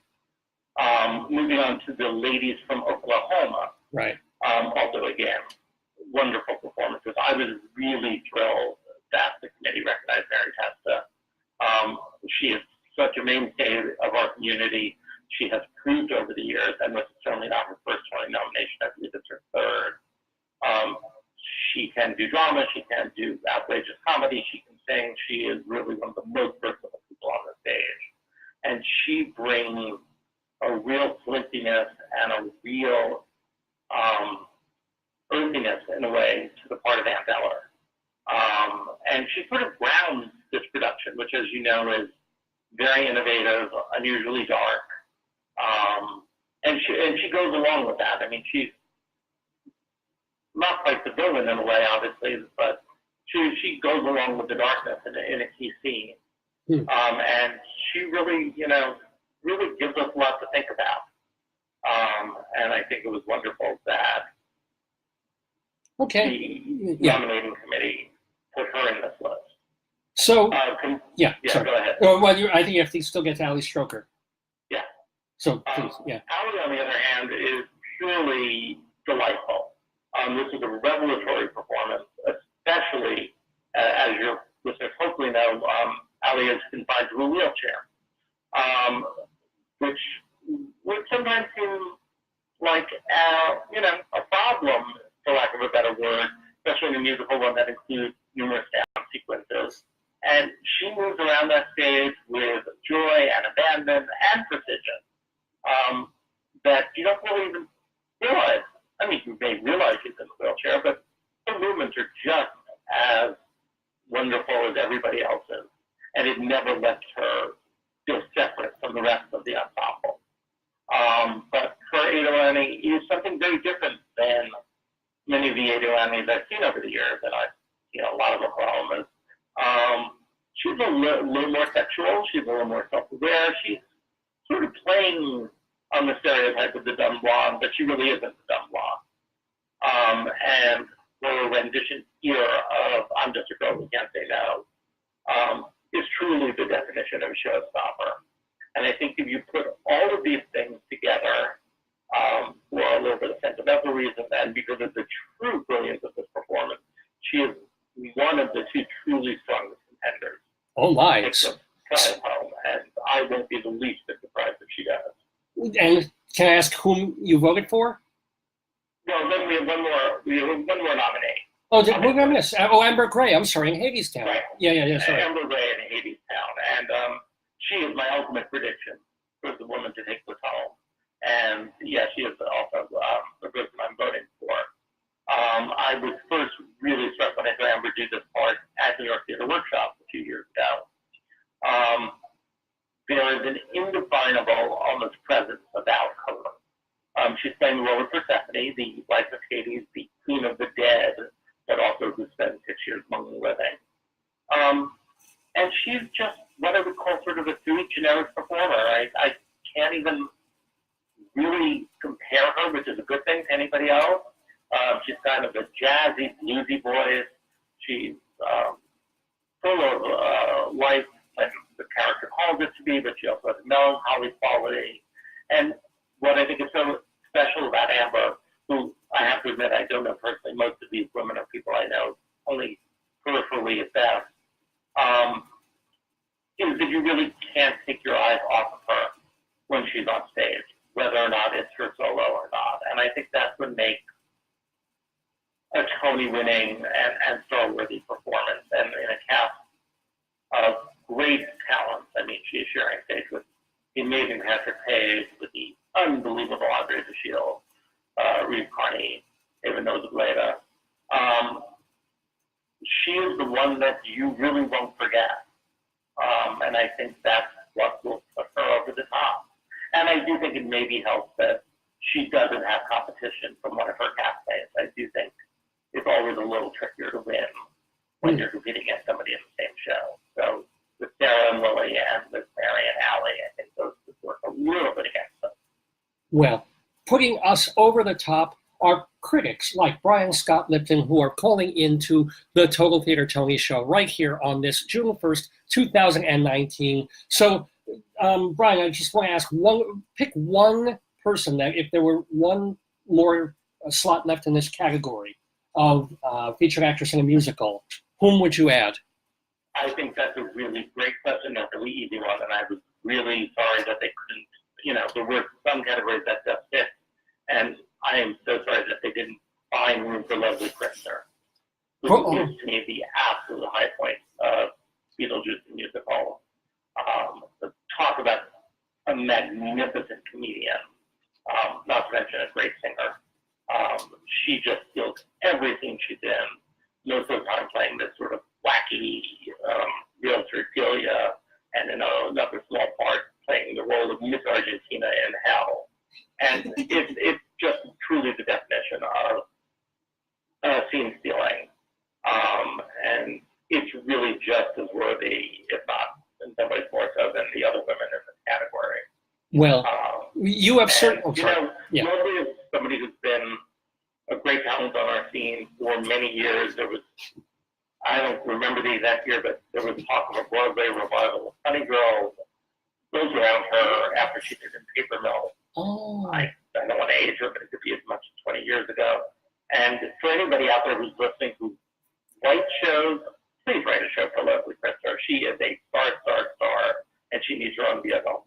So you heard it, but we have producers watching this program. So yeah, Leslie Krister, she gets a vote certainly from Brian Scott Lipton, and you get our vote for being a terrific critic and for joining us on our special Tony show. Brian, I want to thank you very, very much for taking part today. My pleasure, Dave. Thank you for having me, and good luck to all the nominees out there. And don't forget to watch the show on June 9th on CBS. That's right. Thanks, man. Bye-bye. What he's talking about, of course, is the Tony Awards. Are happening Sunday, June 9th, 8 to 11. Broadcast live on CBS TV, all 3 hours of it. God bless them for that, seriously. And, we're here, though, the week before, on a Saturday, doing our annual, that's my wife's hand right there, our annual Total Theater Tony Show. It's our 15th annual program. And by the way, this is our 698th episode of the Dave's Gone By show. For information about this program, you can go to davesgoneby.com. We have our archives, so you can watch last year's Tony show or listen to all the other Tony shows except one that we lost because of technical difficulties. But all the rest are audio, and you can hear them anytime going back to our very first program that we did in October of 2002, the first Dave's Gone By. They're all there, and it's free, and you can share, and got all the special guests we've talked to over the years, including, everybody keeps mentioning Andre de Shields. He's like a running theme, and I think he was tuned into the show today. But he was on our show a couple of months ago this year. So go listen to that interview, because he may very well win the Tony in a week, so we're very proud of that. Anyway, we're proud to have all these critics and experts talking about the theater and talking about the different Tony categories. And so we're getting our next one on the phone as we speak. I do want to mention and give a plug to this wonderful journal called Performing Arts Insider, the Bible of Broadway. Since 1944, it is the place that people in the entertainment industry turn for all the information about every single show on, off, and off Broadway. So yeah, I mean, we'll thumb through it really quickly because we don't have a lot of time, but we got a guide to the Broadway season. Every single show that opened this past season, that's going to be opening in the season ahead, and shows that are still running from last season. That's just one page. Then we have the page of the press agents. Who's handling these shows? And what else? I'm sorry, this is Broadway Theaters and their tenants. I'm not even reading what I'm talking about. So this is every single theater on Broadway, who owns it, how many seats it has, and what show is in it, and for how long. Then we get to the press agents. Then we get to a chronological listing of every show. that is on Broadway day by day when they're starting previews, when they're opening. It's not right. Yeah, did I write the number wrong? We'll try Where's it again one more time. Let me try it. Where's her thing? Yeah. You try it. Hold on. I need to check something really quickly. Because that number is different. It says a name, boy's name. Yeah, you will excuse me, folks, if you don't mind. Let me just do this because I'm gonna. I can't say the number on the air, but I can certainly find it quickly enough. Let's see how quickly we can do this. Try. Oh, for goodness sakes. I wonder if I've never firmed this up. Forgive me, this is our first technical glitch of the whole show. So why don't we do this? Talk amongst yourselves. Because this is intermission time. We've been on for about an hour and a half. Why don't you try one of these numbers? Try that one. And well, I was telling you about Performing Arts Insider, the Bible of Broadway. So yes, there's a day-by-day chronological listing of all the. I'll zoom in. There we go. Here we go. Hold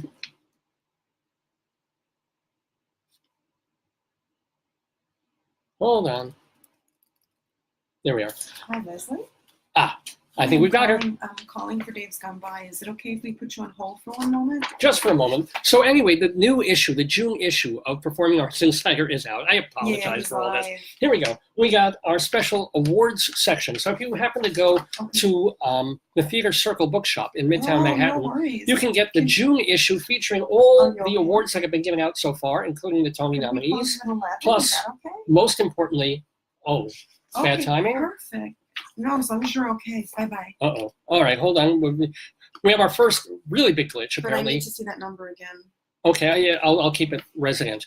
This is our guide to shows that are currently running on Broadway. Look at all the information there, all the producers and how to contact them, all the people involved in the shows themselves, the writers, the directors, the actors, all the information on who they are and how to contact them, synopses of the show, what theater they're in, how long they're running, page after page, show after show, not just of the Broadway shows, but off and off Broadway as well. It's all in the pages of Performing Arts Insider. How do you get your copy or your whole subscription? Go to performingartsinsider.com.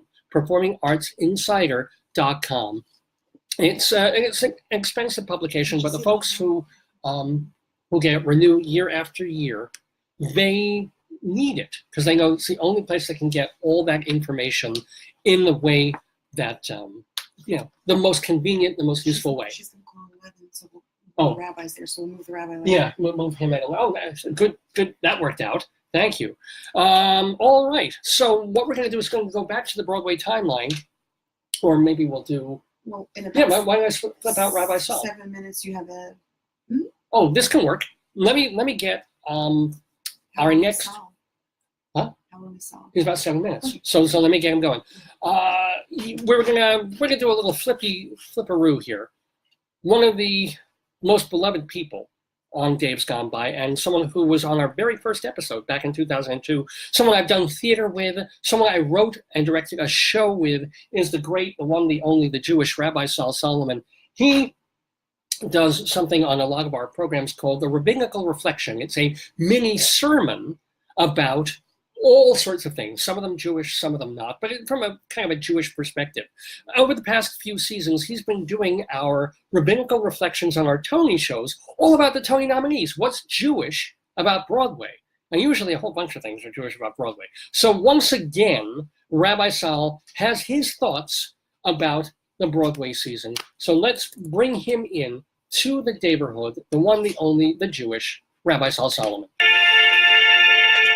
Hello, it's me, Rabbi Saul, with Rabbinical Reflections for you all. I come from Temple Sons of Bitches here in Great Neck, New York. Shut up and pay attention to me.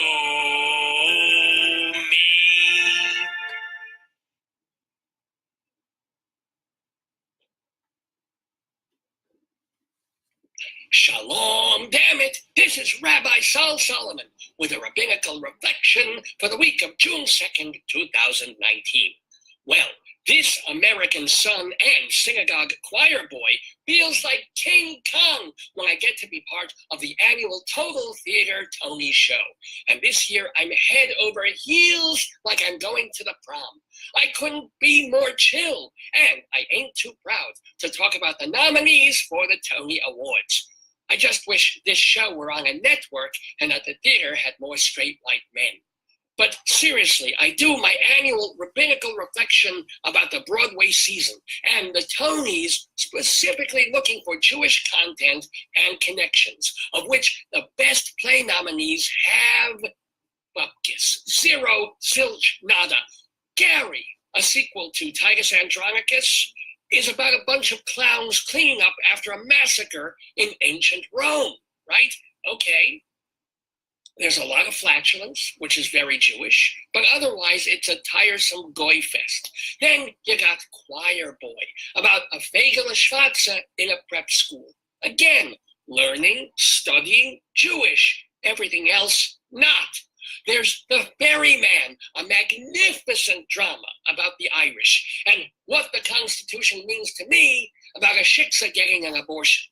That leaves Ink, which studies the newspaper business and how Rupert Murdoch built his empire. That right-wing mogul has always been very pro-Israel, but he ain't Jewish, and neither is the play. In fact, the only Hebraic character in a play the whole season was Sarah Bernhardt, and she was baptized. Okay, so maybe we'll do better in musicals. Ain't too proud, The Life and Times of the Temptations. Well, no, that's a little closer to a million-man larch than a minion. However, the Temptations manager, Shelley Berger, is a prominent and sympathetic character. That's how we know the show wasn't written by Spike Lee. And speaking of stereotypes, the Prom has a Jewish character, Sheldon Saperstein, who is, guess what, an agent. The Prom also features a flamboyant, effeminate lead character, Barry Glickman, who turns out to be a mensch. So, okay. Two other musicals have jerks in them, From Hell, Beetlejuice, and Hadestown, but they're goyim, so I'm fine with it. Meanwhile, Tootsie, both the movie and the Broadway musical, are swimming in Jewish-style humor, even if the characters are safely non-denominational. The composer is David Yazbek, a Yid, whose Tony-winning show last year, The Band's Visit, took place in Israel. So he could win a Tony every year. I'd be fine with that. But where are the Jews this year? Well, there's Arthur Miller and Harvey Fierstein in the play revival category with All My Sons and Torch Song, Richard Rogers and the semi-Jew Oscar Hammerstein II, creator of Oklahoma, the musical revival, not to mention Sam and Bella Spiewak, who adapted William Shakespeare into Kiss Me Kate. But the acting nominees this year? Not so much. Bryan Cranston, the star of Network, has a teeny bit of Jew in him, but that's it for his category. I mean, he's up against a black guy named Pope. Yikes! Leading actress, Annette Bening, Episcopalian. Laura Donnelly, Irish. Janet McTeer, English. Laurie Metcalf, Midwestern. Thank God, Elaine May kept her equity card. In the Waverly Gallery, she played an old crank who can't remember anything and gets on everybody's nerves. If that isn't Jewish, what is? And most of all, let's pay tribute to the winner of a special Tony this year, Judith Light. She's getting the Isabel Stevenson Award for making a special and brave contribution to humankind, putting up with Tony Danza for 8 seasons of Who's the Boss. Of course, she's also a terrific actress and an outspoken advocate for gay rights and the fight against AIDS. But screw all that, the best thing about Judith the Jewess is that in her second Broadway show, she played Julie Herzl, the wife of Theodore Herzl, Zionist visionary and spiritual father of Israel. That's a light I want to turn on. Experts are saying that this particular Broadway season is marked by diversity, a wider acceptance of non-traditional casting like a female Lear and a wheelchair-bound Ado Annie in Oklahoma. And we get more goofy, risk-taking shows like Gary and Hadestown and What the Constitution Means to Me. Does this ring the death knell for the old-fashioned Jewishy shows that made Broadway the greatest live entertainment since public hangings? Are the Neil Simons and the Wendy Wassersteins of tomorrow all going to be gender-shifting provocateurs who think rising action is what you get in a gay porn flick and a deus ex machina is a cappuccino maker? That remains to be seen. But if I know Jews, and I do know some Jews, we will always have a place in the theater because we have imagination, creativity, ingenuity, and soul. And because all the goyim are busy doing anime. So a toast once again to all the nominees, producers, directors, actors, designers, production stage managers, ushers, crew, those guys outside the theater who paw through your briefcase looking for firearms. All of them unite to make Broadway the magical place it is. L'chaim. This has been a rabbinical reflection from Rabbi Sol Solomon, Temple Sons of Bitches in Great Neck, New York. Curtain going up. Well, thank you so much to Rabbi Sol Solomon. The opinions expressed by Rabbi Sol are his kind of and his alone, and you can find out all of them at his website, shalomdammit.com. Shalom, D-A-M-M-I-T, shalomdammit.com. That is the place to hear and read all his rabbinical reflections, as well as watch the stage show that he did off Broadway a couple of years ago at the Richmond Shepherd Theater and also at the Roy Arias Theater called Shalom Dammit, and even with Rabbi Sol Solomon. And that is the place where you can even see the TV show that Rabbi Sol did for Long Island Cable about 10 years ago, also called Shalom Dammit. It's all at shalomdammit.com. Well, damn it, we have another special guest coming into the neighborhood. He is almost even more opinionated than Rabbi Sol is, and we love to have him on. He writes for Artes magazine, and he's, what? Now I have to ask, Ed Ruben, are you wearing your Converse sneakers? I'm sitting in my pajamas. Oh, you're saying your pajamas? My pajamas, getting ready. Nobody could be more opinionated than Rabbi Sol. All right, that's fair enough. And so Ed, by the way, I mentioned Artes magazine. Where else can people read you these days? Oh, they could read me on your site. Right, TotalTheater.com. Criticism.com, New York Theater Wire, Chicago on Stage. Ooh. I sort of spin my articles and write for various publications on art, culture, and entertainment, and theater. I'm going crazy because tomorrow is going to be the Drama Desk announcement of the awards, and then on the 9th is the Tony Awards. We've already had the Outer Critics Circle Awards, and it's interesting, as you said in your introduction, this season we've been drowning in Me Too and diversity. Yeah. Black is beautiful, all of these, just one after another everywhere. And what I am interested in, the most wonderful things that have happened this year, they're not all also wonderful, they're also kind of surprising, and some of them made me happy. Glenda Jackson was not nominated at all, recognized by any of the awards for King Lear, and deservedly so. Also, Nathan Lang, who's starring right now in Gary on Broadway. Well, I think those are two plays nobody likes. Just one basic thing is that people hate the King Lear, and Gary is rather tedious. Well, the thing is that it's Shakespeare, and the words were still there, and I enjoyed it on that level. And I liked Wilson. Ruth Wilson, yeah. She was kind of the best thing. As far as Gary, it was very divisive, and a lot of people hated it. I happen to have loved it. I thought it was a brilliant play. I did not like Nathan Lane in particular. The other actors were okay. They were all comedians. Yeah. And all I could think of is Waiting for Godot. It was a brilliant satire or take on the world in general, on the world especially today. I thought it was wonderful. I have to say, I saw Gary, and I think there's a good play in there, but this production does it no favors. Well, I'm sort of on the pro side. Sure. Side. But there's also a lot of nostalgia going on. And as you know, a lot of the times that people win is because of the playwright and not their acting. Or it's because of the subject matter. For instance, like, let's take the Waverly Gallery, Elaine May. That's a combination of subject matter and Elaine, who hasn't been on Broadway in 61 years, and they're surprised that she can still walk. By the way, she did not show up to receive her award for the Outer Critics Circle, and going up in the elevator, I heard the pianist who was playing say, well, I called her and I asked her to come. She said, I don't want to leave the apartment. Well, she had a performance that evening, so I could well understand it.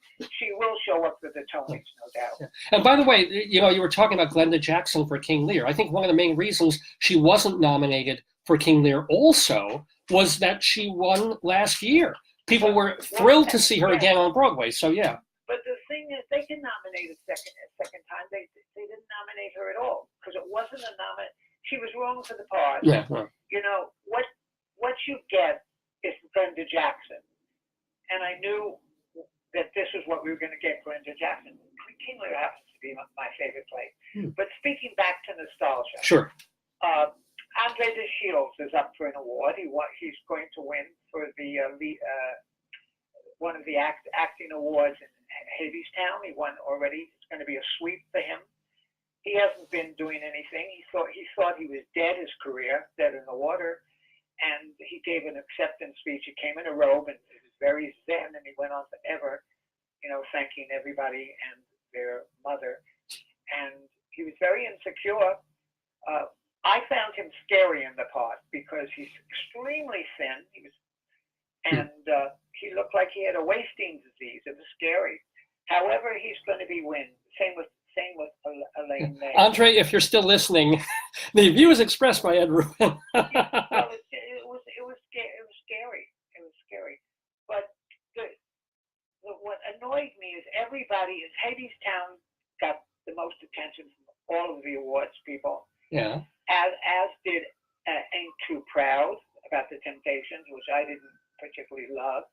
Tootsie, you know, got all of the awards. And Ferryman, by the way, won Best Play, and it will win Best Play. You're talking about the Outer Critics Circle now, right? Yeah. Yeah, okay. Well, I'm with Drama Desk also. Yeah. But the thing is, Ferryman's going to win for Best Play, and deservedly so. They invited everybody back a second time because it was last year and we forgot everything.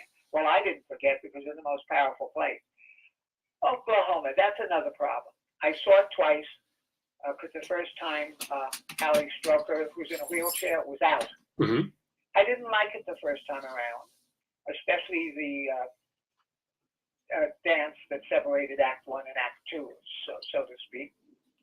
And Mr. Mill did a beautiful, and it's on YouTube, video of this scene, which was much more wonderful. Wait a minute, you mean Agnes DeMille in the original Oklahoma? The original, Yeah. yes, and in the movie too. Oh, right, of course. 1950 movie. Yeah. Allie has a good chance of winning.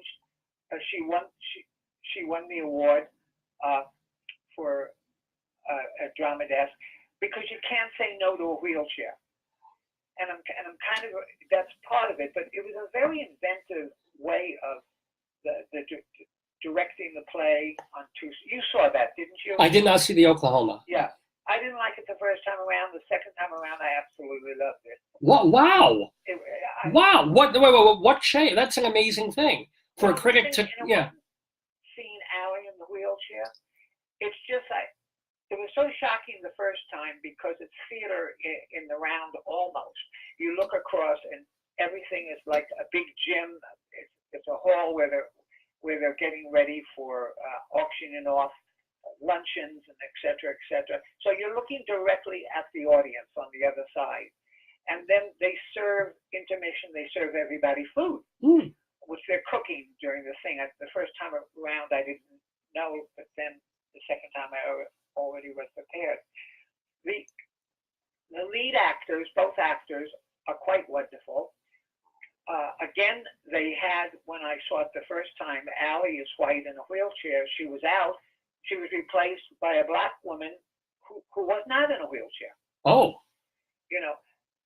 Talk about changing all the choreography, but yeah. You know, we're okay, but nothing special. But like the whole, Ed, we only have like a minute or two. I'm trying to get what made the difference from from flipping from not liking the show to loving it. Well, I accepted the way the avant-gardeness of the direction, the bravery of the direction of actually presenting it. We were there. We were sitting in the audience. We were part of like a show. You know, it wasn't just we were watching everything. We were part of it. So I mean, it just changed. I was really strange. Very often when I read a review or I read someone's piece of writing, I hate it the first time, and the second time I love it. So I'm very careful now when I read friends' writing to have to read it a couple of times. Bob Mackie is the big surprise. He's nominated for Best Costume Designer by everyone, and he won for Outer Critics, and he may win for the Tony. Well, do you think that's right? Because he designed all those gowns basically 40, 50 years ago, I think. Well, that's what I said. This is about nostalgia. And he's never been on Broadway before that I know in particular, especially credited with an entire show. And I didn't, you know, you're right. We saw those costumes forever. But he's overdue and they want to pay. Maybe they just want to make him feel good. And everybody wants to see Bob Mackie. Nobody knows what he looks like. I didn't until I saw him at the Outer Critics Circle and took a picture with him. You know, he's 74 and looks pretty good. What the Constitution means to me, Heidi Schreck is nominated for Best Actress. Yeah. The play, I enjoyed the play extremely much. It's shocking, it depressed me that all of the inequalities were written into the Constitution from the very beginning, which she points out very deftly. Kelly O'Hara wasn't, no one paid any attention to her except the Tonys, because she's old hat, she's won a million things. You know, so it's, and Tootsie, you know, is a perfect Broadway play, and he's gonna, I don't kind of want him to win because who, Santino Fontana? But he's not exceptional. He did, you know, he's not exceptional just because he put on a dress and could do a good falsetto. I've done that. Yeah. So I don't know. There's a lot of going on here.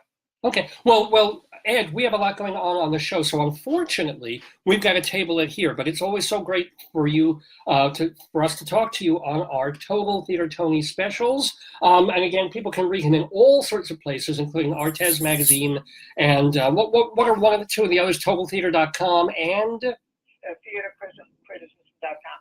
I do want to say two things. Warren Carlisle, Christmas Cave, is going to win his first. His 14 Broadway shows, he never won anything. He's going to win a Tony, no doubt. Okay. And there's a special Tony Award for Maren Maisie, which I love. She died last year, and so we're all still in mourning for her. She's a great actress. So that's all I got to say. Well, it's so great to hear you say what you have to say here on the Tony Show. Ed Ruben, thank you as always for calling in, and have a great summer and a great season. Bye. Thank you. Thank you. Bye-bye. Ed Ruben in the neighborhood, calling into our Total Theater Tony Show, the 15th annual one of these that we have done here. And by the way, it is June 1st, 2019. It is the 698th edition of Dave's Gone By. We're calling it the two. Hi, is this Michael? Okay, Michael, we're going to go on the air in about 4 seconds. So here we go. Our next guest is with us. Yay. I love how everything's just rolling along and we're on time. Yeah. We're actually have a breather. We don't? Yeah, the late one. Oh, that's correct. You're right. So Michael, Michael Portantiere, I should say, is a member of the Drama Desk. He's also a panelist on the weekly podcast This Week on Broadway, which is presented by Broadway Radio on BroadwayStars.com. Gosh, I wish there were an easier way to say that. Am I leaving anything out, Michael? No, that's fine. Well, good. So how did you feel about the season? Well, I think in common with many other people, I felt that there were a lot of really wonderful productions of old and new plays, whereas the musicals, generally speaking, were very disappointing. The revivals and the new musicals. Wow. Okay. So what were you looking forward to most that let you down the most? I'm sorry, you. What show, when you first heard that it would be on Broadway and you were going to go see it, you had the highest expectations for, and yet it let you down the most? Well, I suppose maybe King Lear. Okay. Yeah, I'm 100% behind you on that.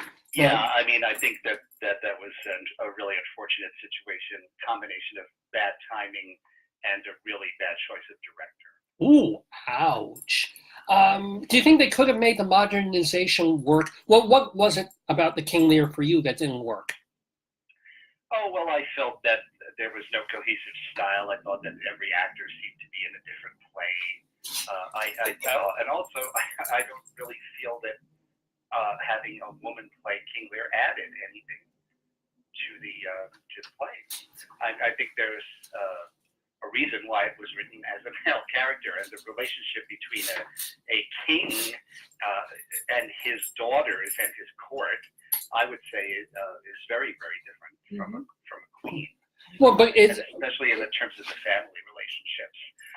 So I didn't, that said, it would have been interesting to see Glenda Jackson do it just because she's Glenda Jackson, But since the other elements of the production were so disappointing, and I think also, she was so rapturously received last year for Three Tall Women, and indeed got a Tony Award for it. I think it was too soon, and then, as I say, the direction to me just, I think, left all of them at sea. I had heard, this is completely anecdotal, that Miss Jackson is not happy with the way it turned out. And as I'm sure you know, a closing notice came in yesterday. Oh, I did not know. I did not know that. Tell everybody. How long? Yes. I didn't check to see.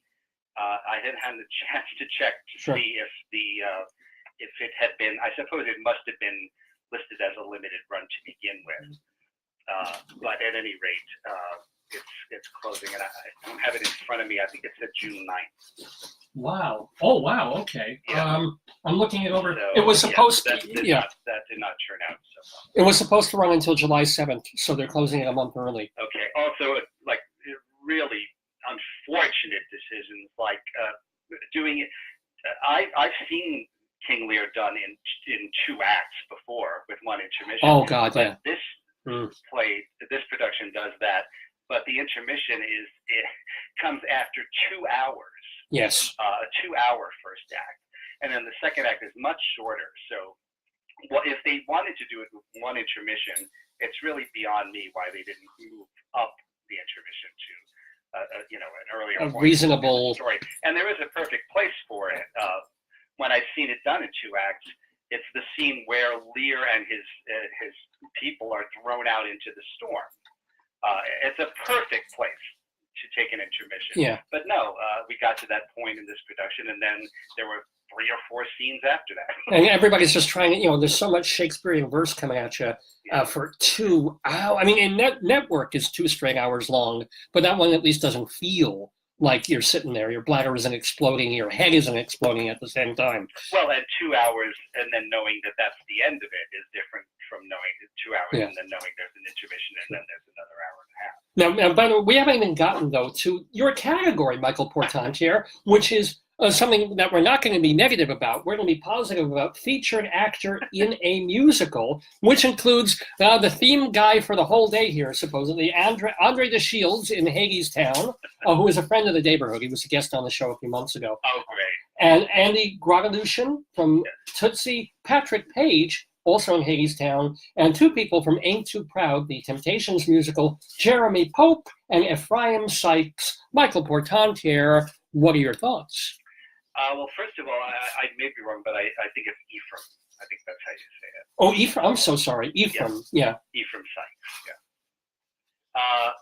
My thoughts are that it will probably be Andre de Shields, who is wonderful in the show. First of all, he had, I'd had to look it up, he had 2 previous Tony noms, but did not win, for Play On in 1997 and for The Full Monty in 2001.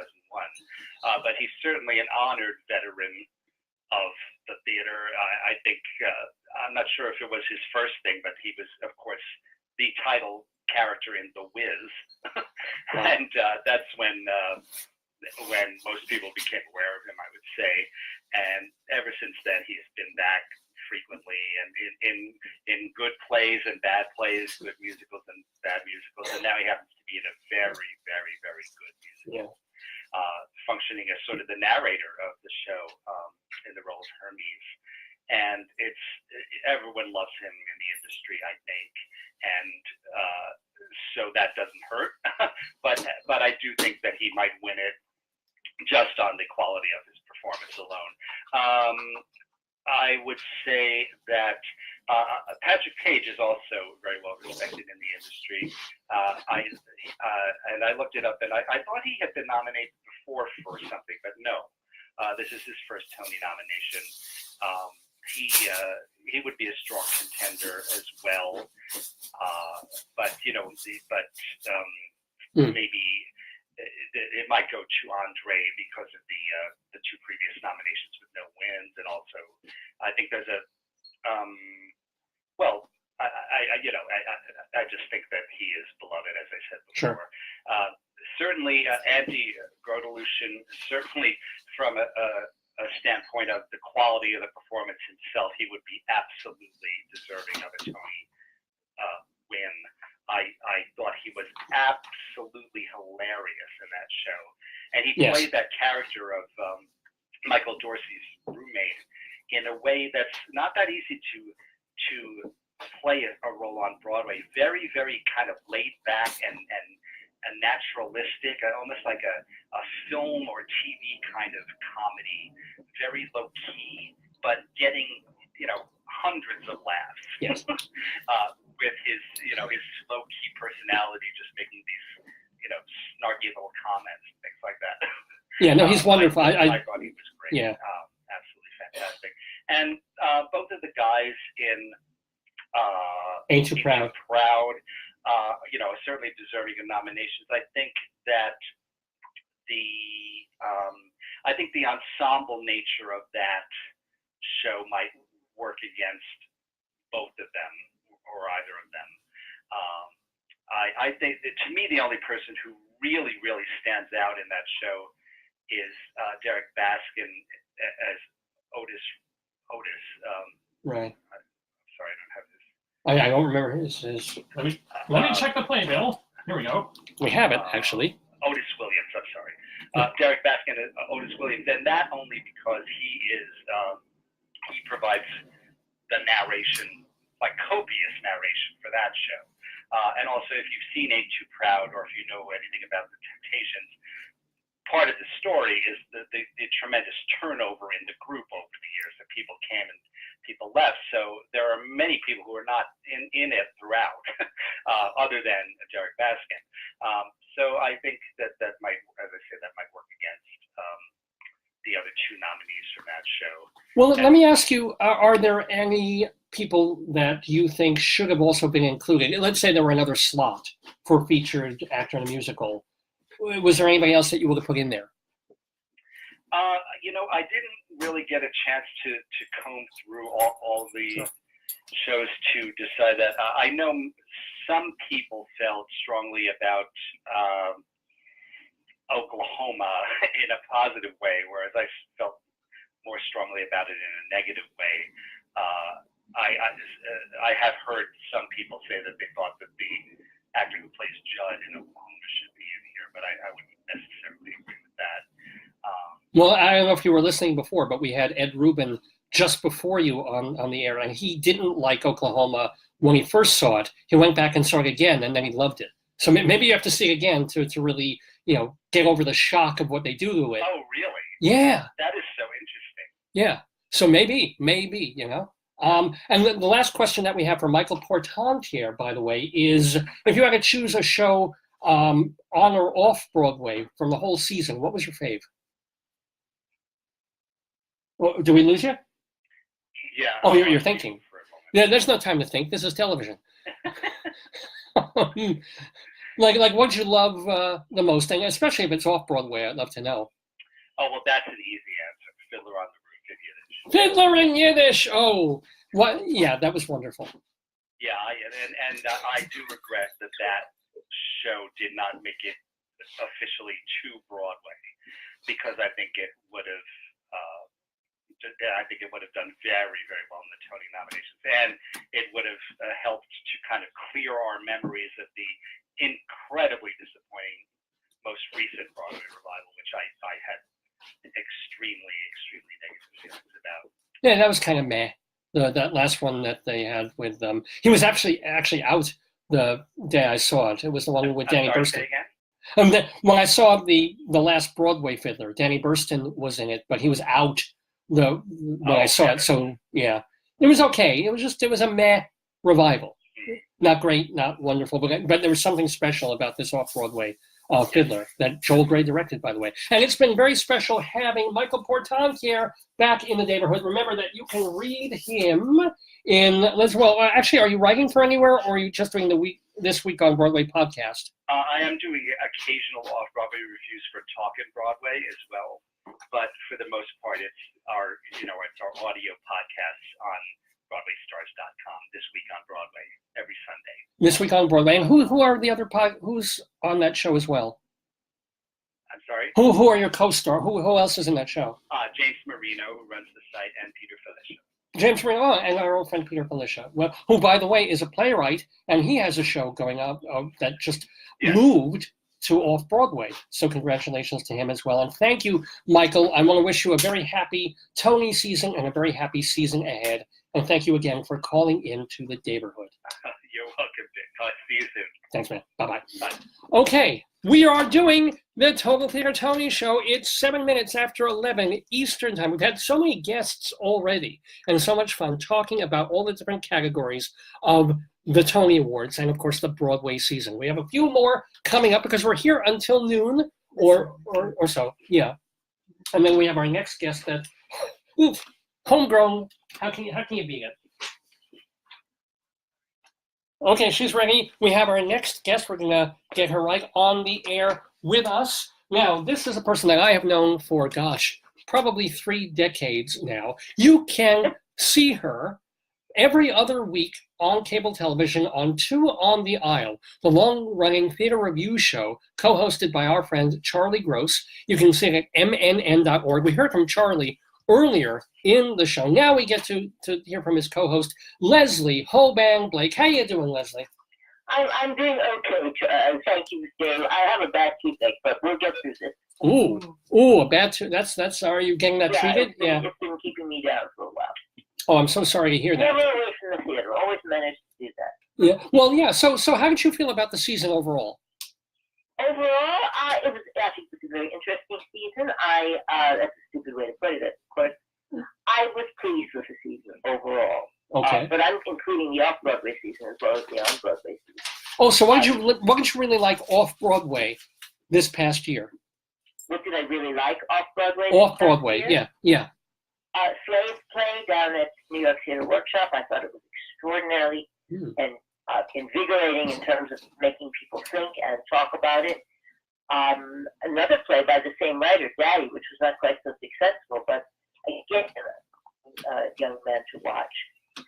And well, who is the author? I wasn't expecting you to talk about this, so those quickly come to the top of my head. No, who is the author though? The one of Daddy and the Slave Play? Jeremy O'Hara. Jeremy O'Hara. Okay. New playwright on the scene, still just graduating this year from Yale Drama School. Oh, well, mazel tov to him. Daddy was his thesis play, so this is his first play. Not too shabby. Something very interesting play. Well, not quite as successful, I think, as Slave Play, which really was. Now, one of the things about Leslie Hoban Blake is that not only has she been a theater critic, but she has been a director for many, many years, off and off Broadway. In fact, she will be directing Charlie Gross's show, his solo show, How I Found an Affordable Apartment in Manhattan Without Really Trying, as part of the United Solo Festival in October. So yeah, I mean, you've been directing for years, and that's why you've chosen the category Director of a Play to take on. Okay, but could I speak for half a minute on the musicals? Because that's much more interesting to me this year than the plays. Okay, well, okay, go for it. Okay. I was absolutely blown away by Rachel Chapkin's Hadestown.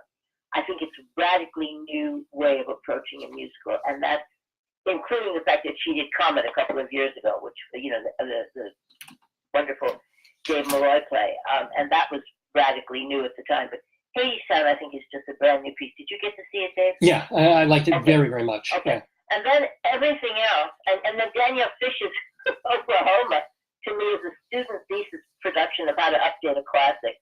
I swear, it was just, I cringed at the entire show. Oh. And the rest of them, Scott Ellis, Michael Mayer, and Casey Nicola are kind of like same old, same old. So I just thought that Rachel Chapkin blew the ceiling off, as well as literally the set did in the play. Okay.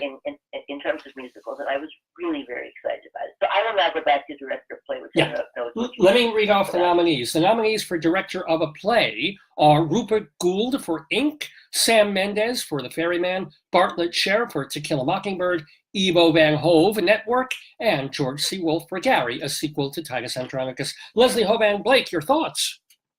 Well, I find it very interesting that Gary is even in this mix, because I think it's an embarrassment that George C. Wolfe directed it. He's one of our finest directors, and it is such a piece of, I don't know what to call it. I found it, so I would have left it if there had been an intermission for me to leave that. It really, really was a dreadful piece of work. That being said, I go back to, there are only two plays that I think deserve a directing nomination. Okay. I think Bart Sher on Mockingbird was a nice, solid piece of direction on a fairly slow-moving play. But Rupert Gould and Sam Mendes have two really fascinating plays. Ink is a fast-moving British historical piece about the rise of Rupert Murdoch and the Sun in England. And I happened to be there the year that the Sun came out and did all this. So to me, it wasn't a big deal because I was used to the tabloids that we had. But for the English, it was like mind-blowing. And then Sam Mendes in Ferryman goes back to every other Irish play that ever existed. You can find pieces of Sean O'Casey and pieces of John Millington Synge and in this piece. And you can also find pieces of, the guy who wrote, I'm blanking. Anyway, the Beauty Queen of Lenan and those shows too. Yeah, I think I know who you're talking about. Yeah. Oh, and also O'Neill, of course, But the guy who wrote it was an Englishman, and he was writing a play for his wife. This is Jez Butterworth. Right. And so I think he probably went to the best sources available to find rhythms and patterns and whatnot. But it's really interesting the way he pulled it all together into something brand new. That was the point I was trying to make about that. So I went eeny, meeny, miny, mo on this one. Sam Mendes did a fabulous job with like 120 people and animals on the stage. It's a gigantic cast, and he pulls them all together, and you're never confused about who's doing what, and everybody has this little thing to do, and they do it. And then Rupert Gould put a musical number in the middle of a political dramedy, as it were. So I found both of them to be very inventive directors on this. I wouldn't be surprised if it were a tie between the two. If I had to give it, I would say probably more people have seen Ferryman, and therefore probably Ferryman will win the award. Now, Leslie, you've left out a glaring omission here that, don't forget, and you may not like the play much, but certainly Ivo Van Hove, the director of Network, that thing has been directed within an inch of its life. Yes, it has, but I'm so glad he was left out. No, he's in there. You left him out. Yeah. But Ivo Van Hove did on that play is what he's done with every other play. He eviscerates he took a movie this time. He eviscerates a piece, and then he recreates it. And of all the pieces, this one was set in the place that he should have been the most innovative. And he went for the same sort of thing that 1984 did. I mean, you have cameras on all the time. You have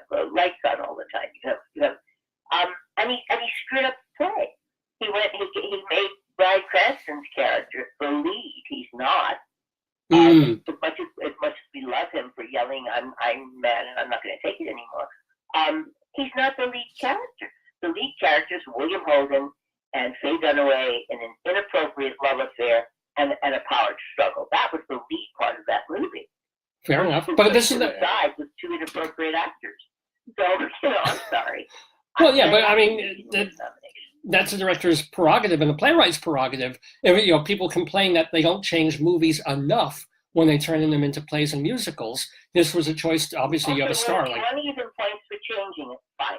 I give him 125 points for changing it. But I don't think he made it better.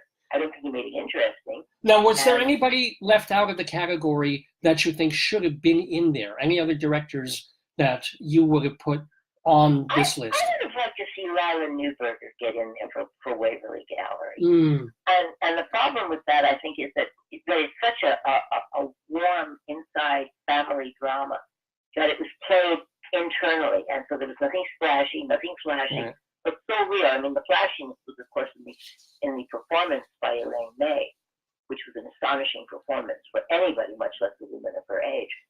And so I'm just sorry not to see. First of all, I'm not sorry not to see a woman director in the category, and second, I'm sorry that a play that is beautifully, minutely done, it's like a fine wine.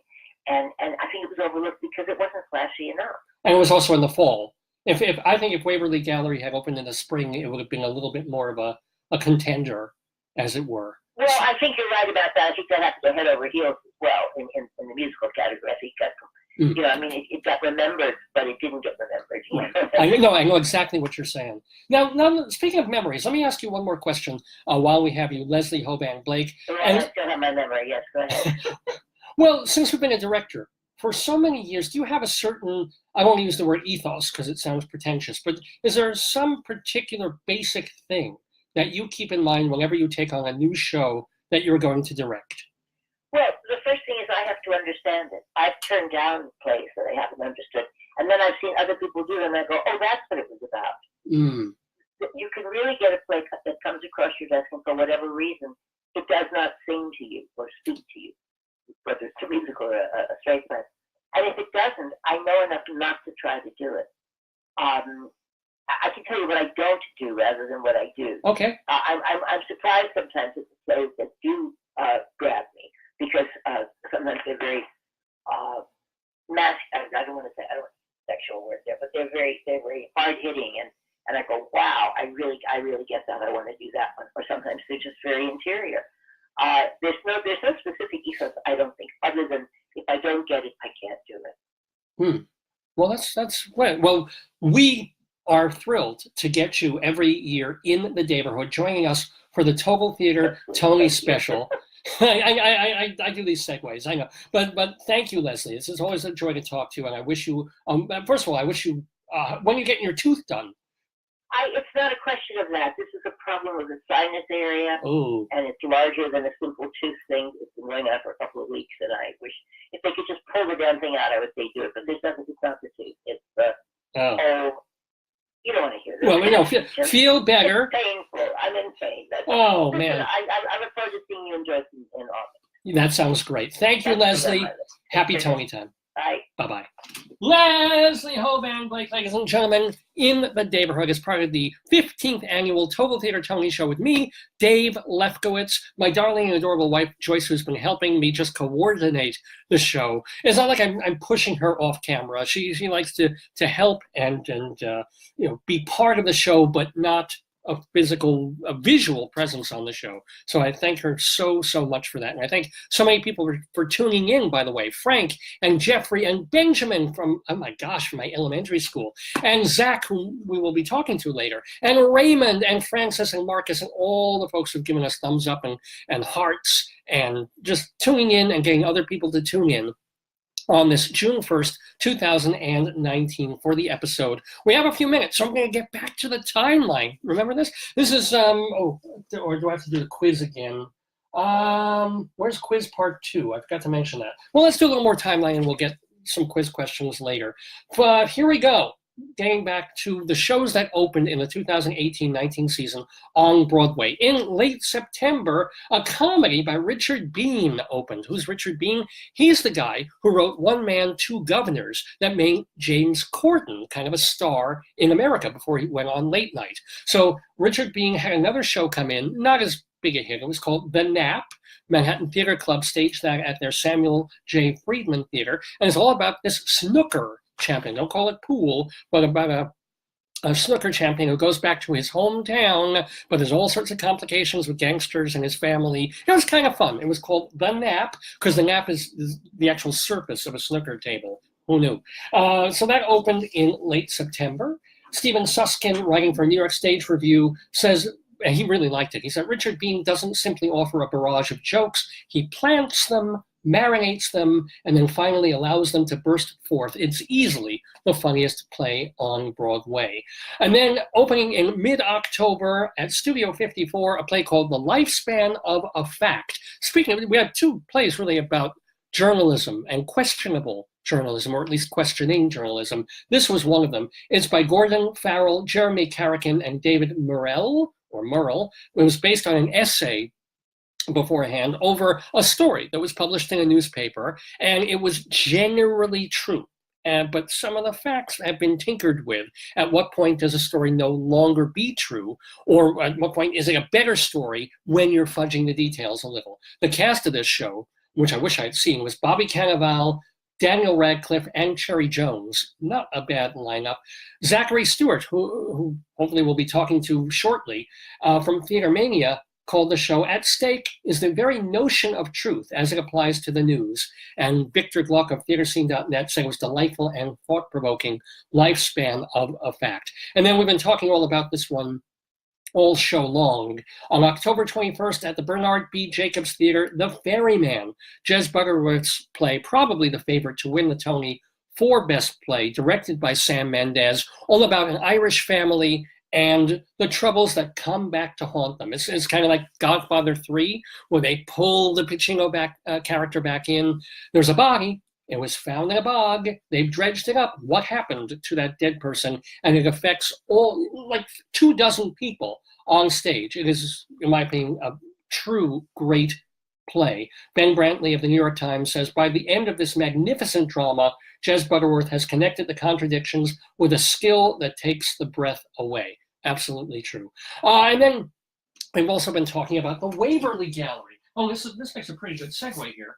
The Waverly Gallery, which is the show that starred Joan Allen and Elaine May, all about a family that's coping where the grandmother has Alzheimer's disease. That played at the John Golden Theater for 109 regular performances.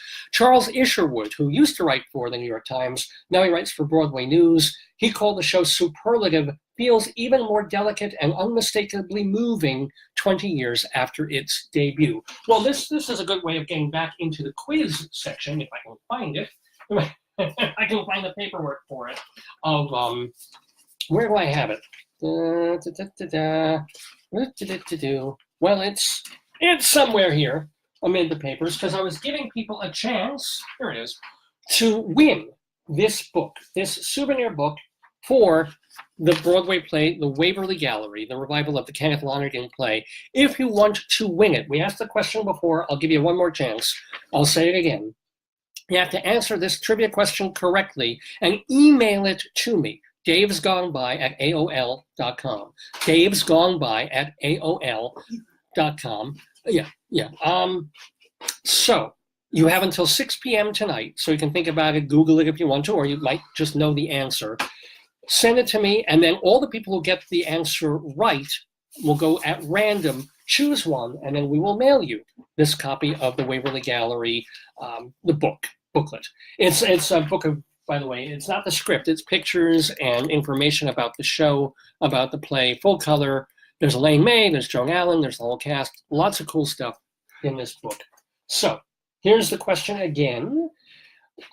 Since we had What the Constitution Means to Me on Broadway this year, a new play, there's a musical that's being revived in our upcoming Broadway season. And it deals very specifically, not with the Constitution, but with the Declaration of Independence. What is that musical? the signing of the Declaration of Independence? If you know the answer, Just say it's not Hamilton. and it's not Hamilton. Okay, Joyce has something against Hamilton. I don't know what. I don't know why, but it isn't Hamilton. It's a revival of a musical. If you know what it is, email me, davesgoneby@aol.com before 6 p.m. Eastern Time tonight, and let me know the answer. And then email me your name. We'll email back the winner and get your snail mail address and mail the booklet to you. So since we're in quiz mode, let's get through one more cool question of the quiz. And if you've been paying attention, yeah, I'll play. I can even hold the video. 11:30. Yeah. In fact, I think I'll hold the video for later. 11:30. Yeah. So here's our quiz question. It's got little parts to it. And if you were paying attention before, you might get, we've actually gone over some of the answers to this. So here we go. 2018 to 19 season, the one that we've just gone through on Broadway, saw a lot of talented actors in roles that were so iconic, it seemed no one else should ever play them, right? In the movies, but people do. There are different versions. So this idea is being proved wrong. I will name the new actor. See if you can name the original star in the. Oh, I like that. Oh, can you glue that to me? No, don't. And there's no hair to stick that to. There we go. That's. I feel like freaking Kahlo now. Okay, here we go. So the idea is I'm going to name the person who is playing this iconic role now on Broadway. You have to think, well, what's the part that it is and who played it originally on film? Okay. So the first one is, can you name the original star in this part? Samantha Barks. It's not a dog. Samantha Barks is the actress. All right. Anybody guess? Do you want to try? I have no clue. No. Oh, Angela Lansbury. No. Samantha Barks is playing the part of the pretty woman in Pretty Julia Woman. Roberts? Played by Julia Roberts on film. Or a horse. Now stop that. Okay, the next person on Broadway in a role that is more well-known or originally well-known by an actor on film, Alex Brightman. Someone might be calling in, I don't know who or why yet, but okay, Alex Brightman. Alex Brightman is starring as the lead character in the Broadway musical. Cats. No. Feces? It's an insect, Feces? more like Beetlejuice. King Kong. The Michael Keaton role in Beetlejuice is being played by Alex Brightman, who you might remember from School of Rock. King Kong. It's not played by King Kong. King Okay. Kong. What about Jeff Daniels? Oh, Death of a Salesman. No, close. Oops, leave it. Jeff Daniels, what character is he playing in what Oh, you show? said he was playing a really weird one. I don't know. No, not particularly. Yes. Is someone already calling on the phone? So Jeff Daniels is playing Atticus Finch in To Kill a Mockingbird, which of course was originally played by Gregory Peck. And then we'll do one or two more. Michael Urie. Oh. Michael Urie. Okay, what show is he in, or was he in? Because it closed earlier. He's playing the Harvey Fierstein role in Torch Song Trilogy. So, okay, we got one more. And this one you should know because we were just talking about this. What about Bryan Cranston? Oh, sure, no worries. Bryan Cranston Yeah. is starring in Network, of course, the Peter Finch role. That's and then for extra credit, here's someone who's playing a totally different kind of character. What about Laurie Metcalf? So I'll tell him there's Not quite a breaking movie, news. They'll read but the more email. of real life. Laurie Metcalf is in Hillary and Clinton. She's playing Hillary Clinton. So I mean, it's not quite a movie character. So okay. So there's our quiz question. What's going on? What's happening? We have a phone call here. We have breaking news. Check your Total Theater email, David. You have to read a statement. He's going to get it. No worries. No worries. Okay, let's see. I've got an email coming in from Total. There was like a recount of the vote. There was a list differential. Oh, for direction of a play. Leslie Hoban Blake called in to say that she had said that Lila Neugebauer was not mentioned, was not nominated. No women nominated, but there were. There were. Lila Neugebauer was nominated for the Waverly Gallery, so she's on there. Well, cool. So I should have had that. I should check that out myself. But anyway, thanks for Leslie for clearing that up. That's way cool. So anyway, we're on to more of the Total Theater Tony Show, which, let's see, what do we have next? I have to put that over there. We've got, oh, cool. We got Zachary. There's no phone number. There's no, oh, no, I'll dial him on here then. Okay. I should have put it on there. Do. La la la.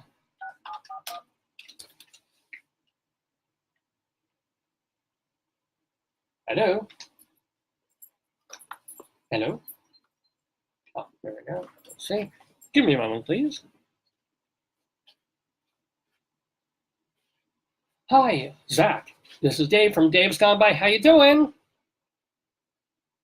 I am great. I'm going to put you on the show right now. Zachary Stewart, ladies and gentlemen.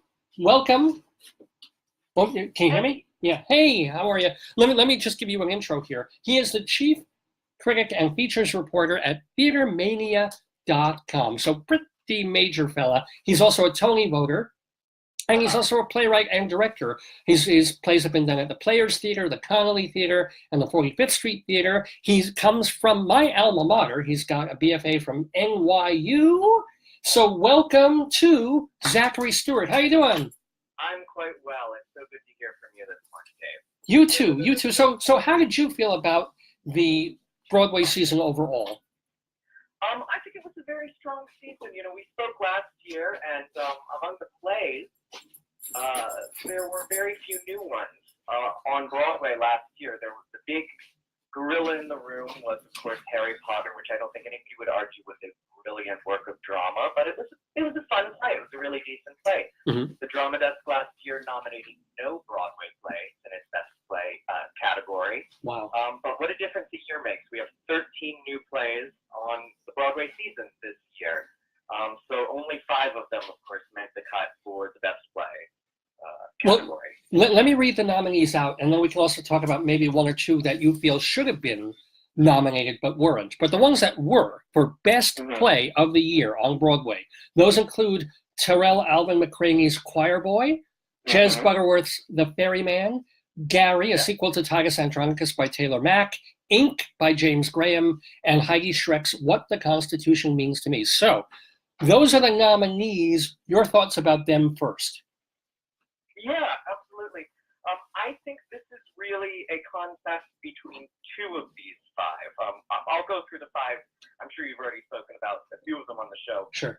Choir Boy by Terrell Alvin McCraney. McCraney is the Academy Award-winning screenwriter of Moonlight. He actually wrote this play before that, and it premiered off-Broadway at Manhattan Theater Club. It's back off-Broadway with Manhattan Theater Club again, or at least it was earlier this season. It's about a young gay black man in an elite boarding school who wants to be the head of the choir there, and all the kind of trouble he gets in that pursuit. The Ferryman is a massive drama by Jez Butterworth about an Irish family in Northern Ireland. I think you compared it to The Godfather 3 earlier on the show, if I'm not mistaken. Yeah, well, because he gets pulled back in when he feels like he's out, you know. Yeah, right. It's these people that come around, local politicians or thugs, that promise you things and they're going to help your family, but it always comes with a cost of it. So, an incredible drama. It is now running on its second cast. It's been around almost the entire year. Gary is indeed somewhat of a sequel to Titus Andronicus by Taylor Mack, who is a MacArthur genius. It is certainly the strangest thing running on Broadway right now. It's kind of cool to see it there. It's Nathan Lane is playing a clown who is promoted to the cleaning crew to clean up the bodies at the end of Titus Andronicus. He really wants to be a fool, which he describes as a clown with ambition. So that's that play. Ink is about Rupert Murdoch, that noir of the liberal establishment showing up on the island of Great Britain and buying a tabloid newspaper and turning it into the biggest newspaper in that country. I've described this play as every sports movie you've ever seen, every cliched sports film you've ever seen, where down on his luck coach puts together a ragtag team of misfits and they come from behind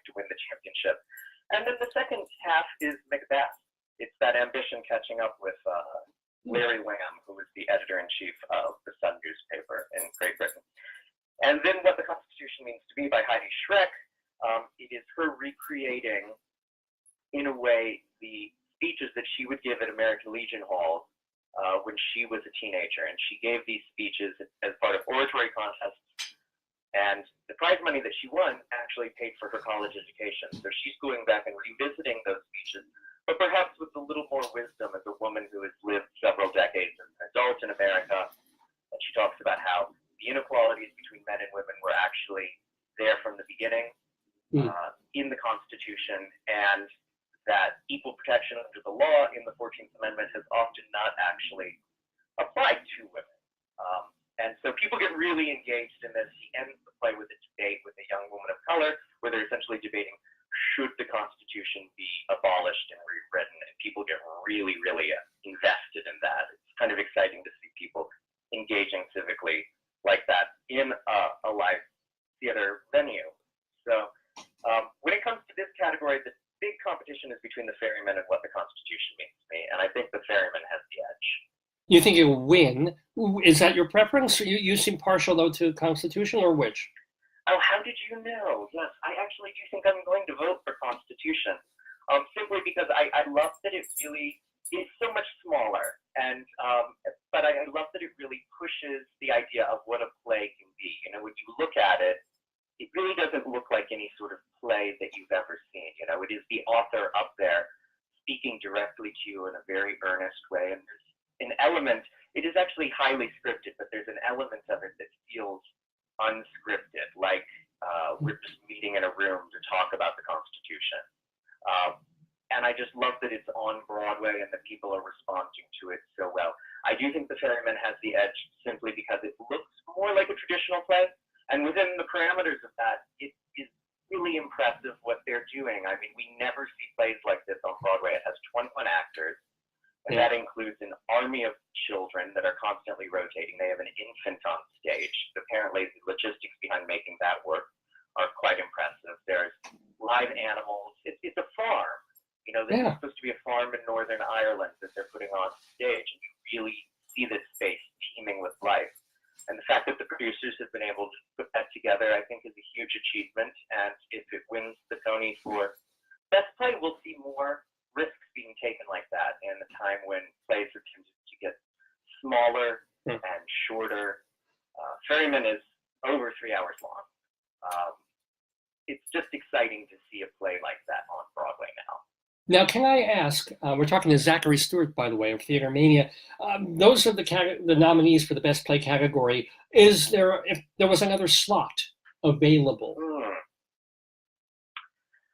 Well, of the Broadway season, I would say it's hard to say. I actually think the right plays got in here this year. I don't know if I would have included anything else.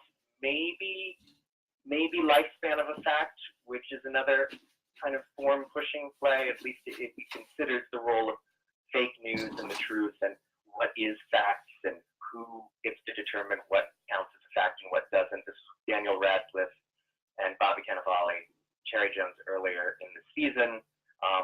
I thought that was quite good, but you know, it's closed now, and so none of the road voters, who are the people that come in this time of year to vote, they're the swing voters of the Tony constituency. Think of them as like Ohio voters. None of them would have gotten to come see it this time of year, so I'm not sure it would have even been worthwhile to have it nominated.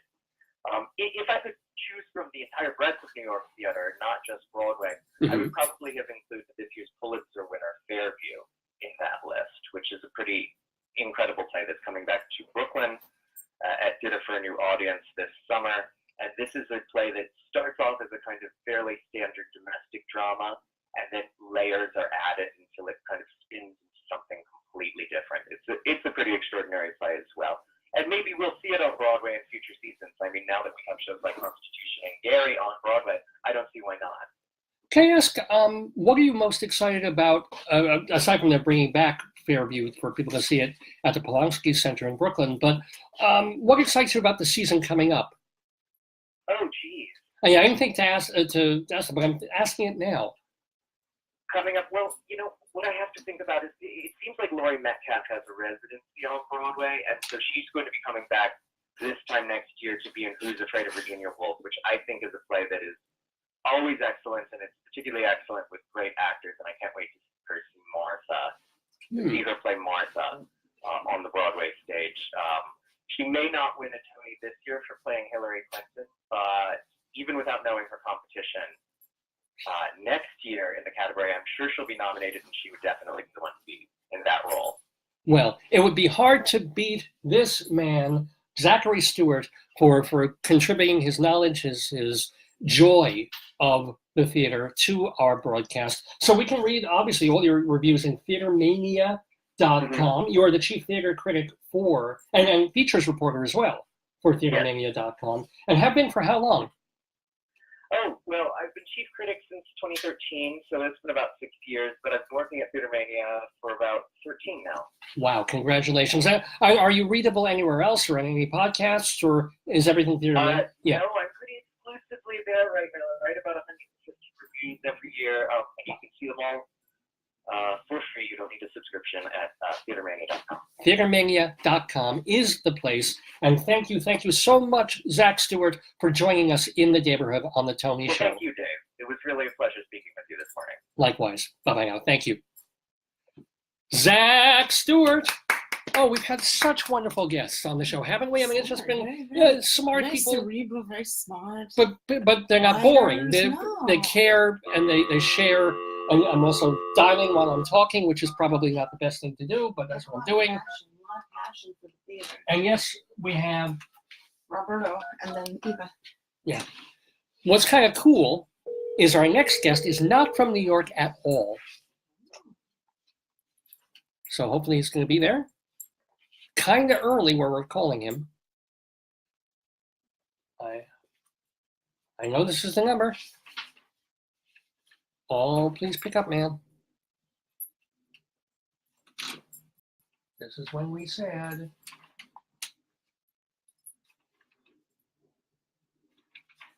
Forgive me.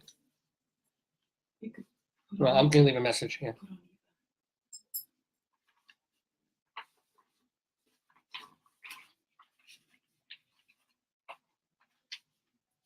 Hi, Robert. If you're there, please pick up. This is Dave from the Dave's Gone By Total Theater Tony Show. It's our time to shine. I can't announce the phone number to call me back on the air, but I'm going to keep trying you. And hopefully you'll be there because we want to talk theater with you. So just kindly be there in a minute or two because we're going to keep trying this number. Okay, bye-bye. Yeah, I will. So while we're trying to get our next guest, let's have another guest. And one of the things I do sort of apologize for is that I want to call this show a sausage fest, but it's been a lot of men. One after another, a lot of male voices, straight and gay, that's fine, but haven't had a lot of women.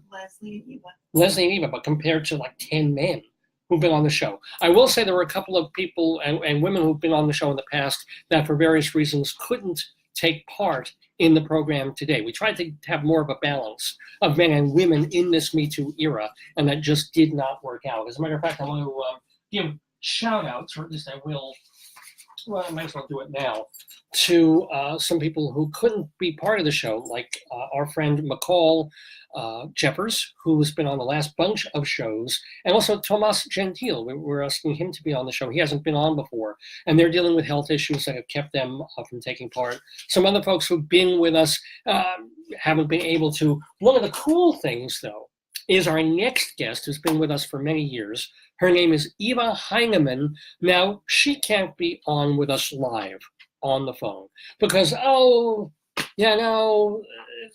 people let things get in the way of something really important like doing this podcast. She just has this little thing like her son graduating from college this morning. That's why so she chose that over being here with us. Shame.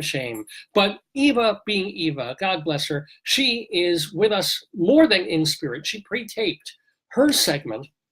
So Eva Heinemann is going to join us, and she's going to be talking about the category Director of a Musical. And I'll read the the nominees out. It's Rachel Chapkin for Hadestown, Scott Ellis for Tootsie, Daniel Fish for Oklahoma, Des McAnuff for Ain't Too Proud, and Casey Nicholaw for The Prom. So Eva Heinemann, even though you're not live with us, you did do this category, and we want to hear what you have to say. For The Prom. Oh. There are two beloved I'll start from the beginning. Hello, Eva Heinemann here from High Drama to talk about the Best Director Musical category for the Tony Awards. You got Rachel Chapkin for Hadestown, Scott Ellis for Tootsie, Daniel Fish for Rodgers and Hammerstein's Oklahoma, Des McAnuff for Ain't Too Proud, The Life and Times of the Temptations, and Casey Nicholaw for The Prom. There are two beloved downtown folks in this category, but first I have to talk about my favorite avant-garde director, Daniel Fish, who I have adored since his incubator arts days at the St. Mark's Church, creating and directing plays with Thomas J. Ryan. Now everyone is aware of him. I doubt he'll win, quite frankly, as most people were rattled by his Oklahoma. I thought it was brilliant and made me realize something about Oklahoma that I never thought of before. See, Oklahoma is a territory about to become a state. So this is all about territorial concerns. So you have Ado Annie, who is being fought over. She's a territory being fought over by the Persian salesman and Will Parker. They win her through sex. She goes to the Oklahoma hello and says bye to the Persian goodbye. Then you have Lori, who is being fought over. She's a territory being fought over by Judd and by Curly, and they win her through violence. So you have Oklahoma became a state through sex and violence, because think about what they did to the Indians. So, I know there's no dream ballet and people get upset, but I just thought this was brilliant.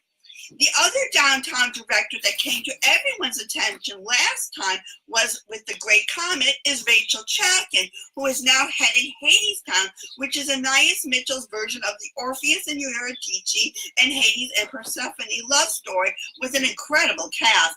I think she will win this time, as I don't think a female has ever won Best Director of a musical. And she did win the Outer Critics Circle, and she did win for The Great Comet, which everyone just loved. So, and this really is very, very special. Now, Des McAnuff for Ain't Too Proud, The Life and Times of the Temptations. I didn't like this musical, as I think by the time I saw it, I was jukeboxed out. As you can see, you give me too much of something, I get bored. And I preferred the Cher musical. I did like the performers and choreography, but the story got to be too much narration. Now, Scott Ellis for Tootsie was just a heck of a lot of fun, but that should get Best Book for Robert Horn. But because the book, it's like in the style of Neil Simon. It's full of zingers. It's just so damn funny. And again, brilliant cast. Everything about it is just so much fun and wonderful. But my favorite was, if Daniel Fish won't win, I would love Casey Nicholaw for The Prom to win, as this was my favorite musical. It was such a Valentine to musical theater and its impact, and the heartwarming story of this girl who just wants to take her date to the prom with no fanfare, just a simple request that is shot down, and how she and these unlikely self-involved actors help her while she helps them to see outside their little bubble. So those are the things. I mean, I want the prom to get something. It didn't get anything for the Outer Critics. I love the prom. I know Mark hated it. He's making faces behind. He's filming this for me because I can't be there live because my son Elfie is being graduated from University of Delaware. Yay! So anyway, enjoy the Tonys. And I know David always asks me about shows that are going on. I just saw this amazing play, Original Sound, which was just a perfect play. It was just about this music guy who wants to succeed and become something, and he hooks up with, okay. We ran out of time there for Eva. She cut off the video like exactly 4 minutes.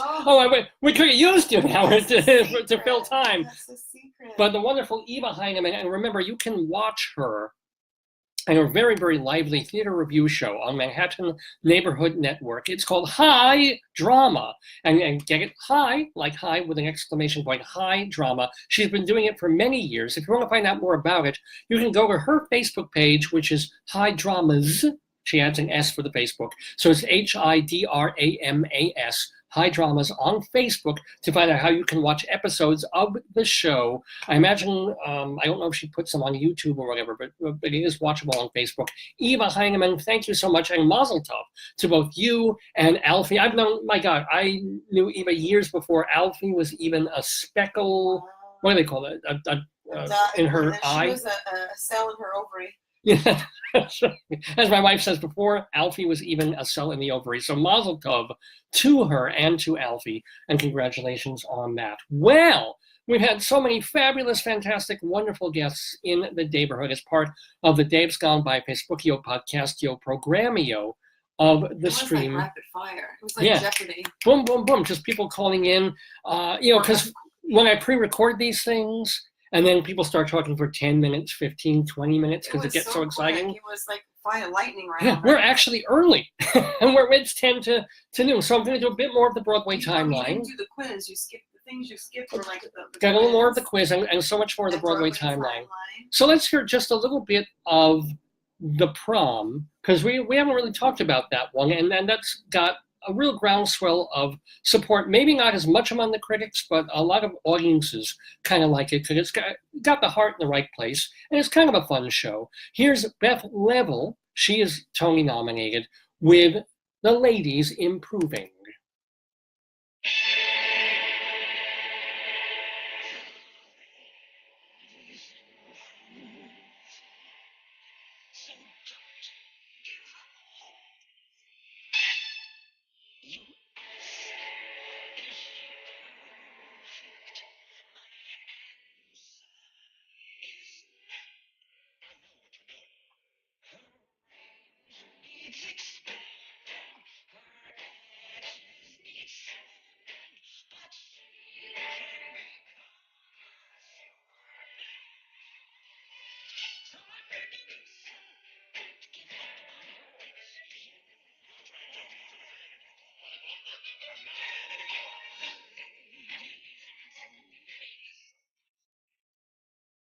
Song there from Beth Level, one of the stars of The Prom on Broadway. Well, speaking of Broadway, let's get back to the Broadway timeline, since we have some time here, a bit, on Dave's Gone By, on this special Total Theater Tony Show episode.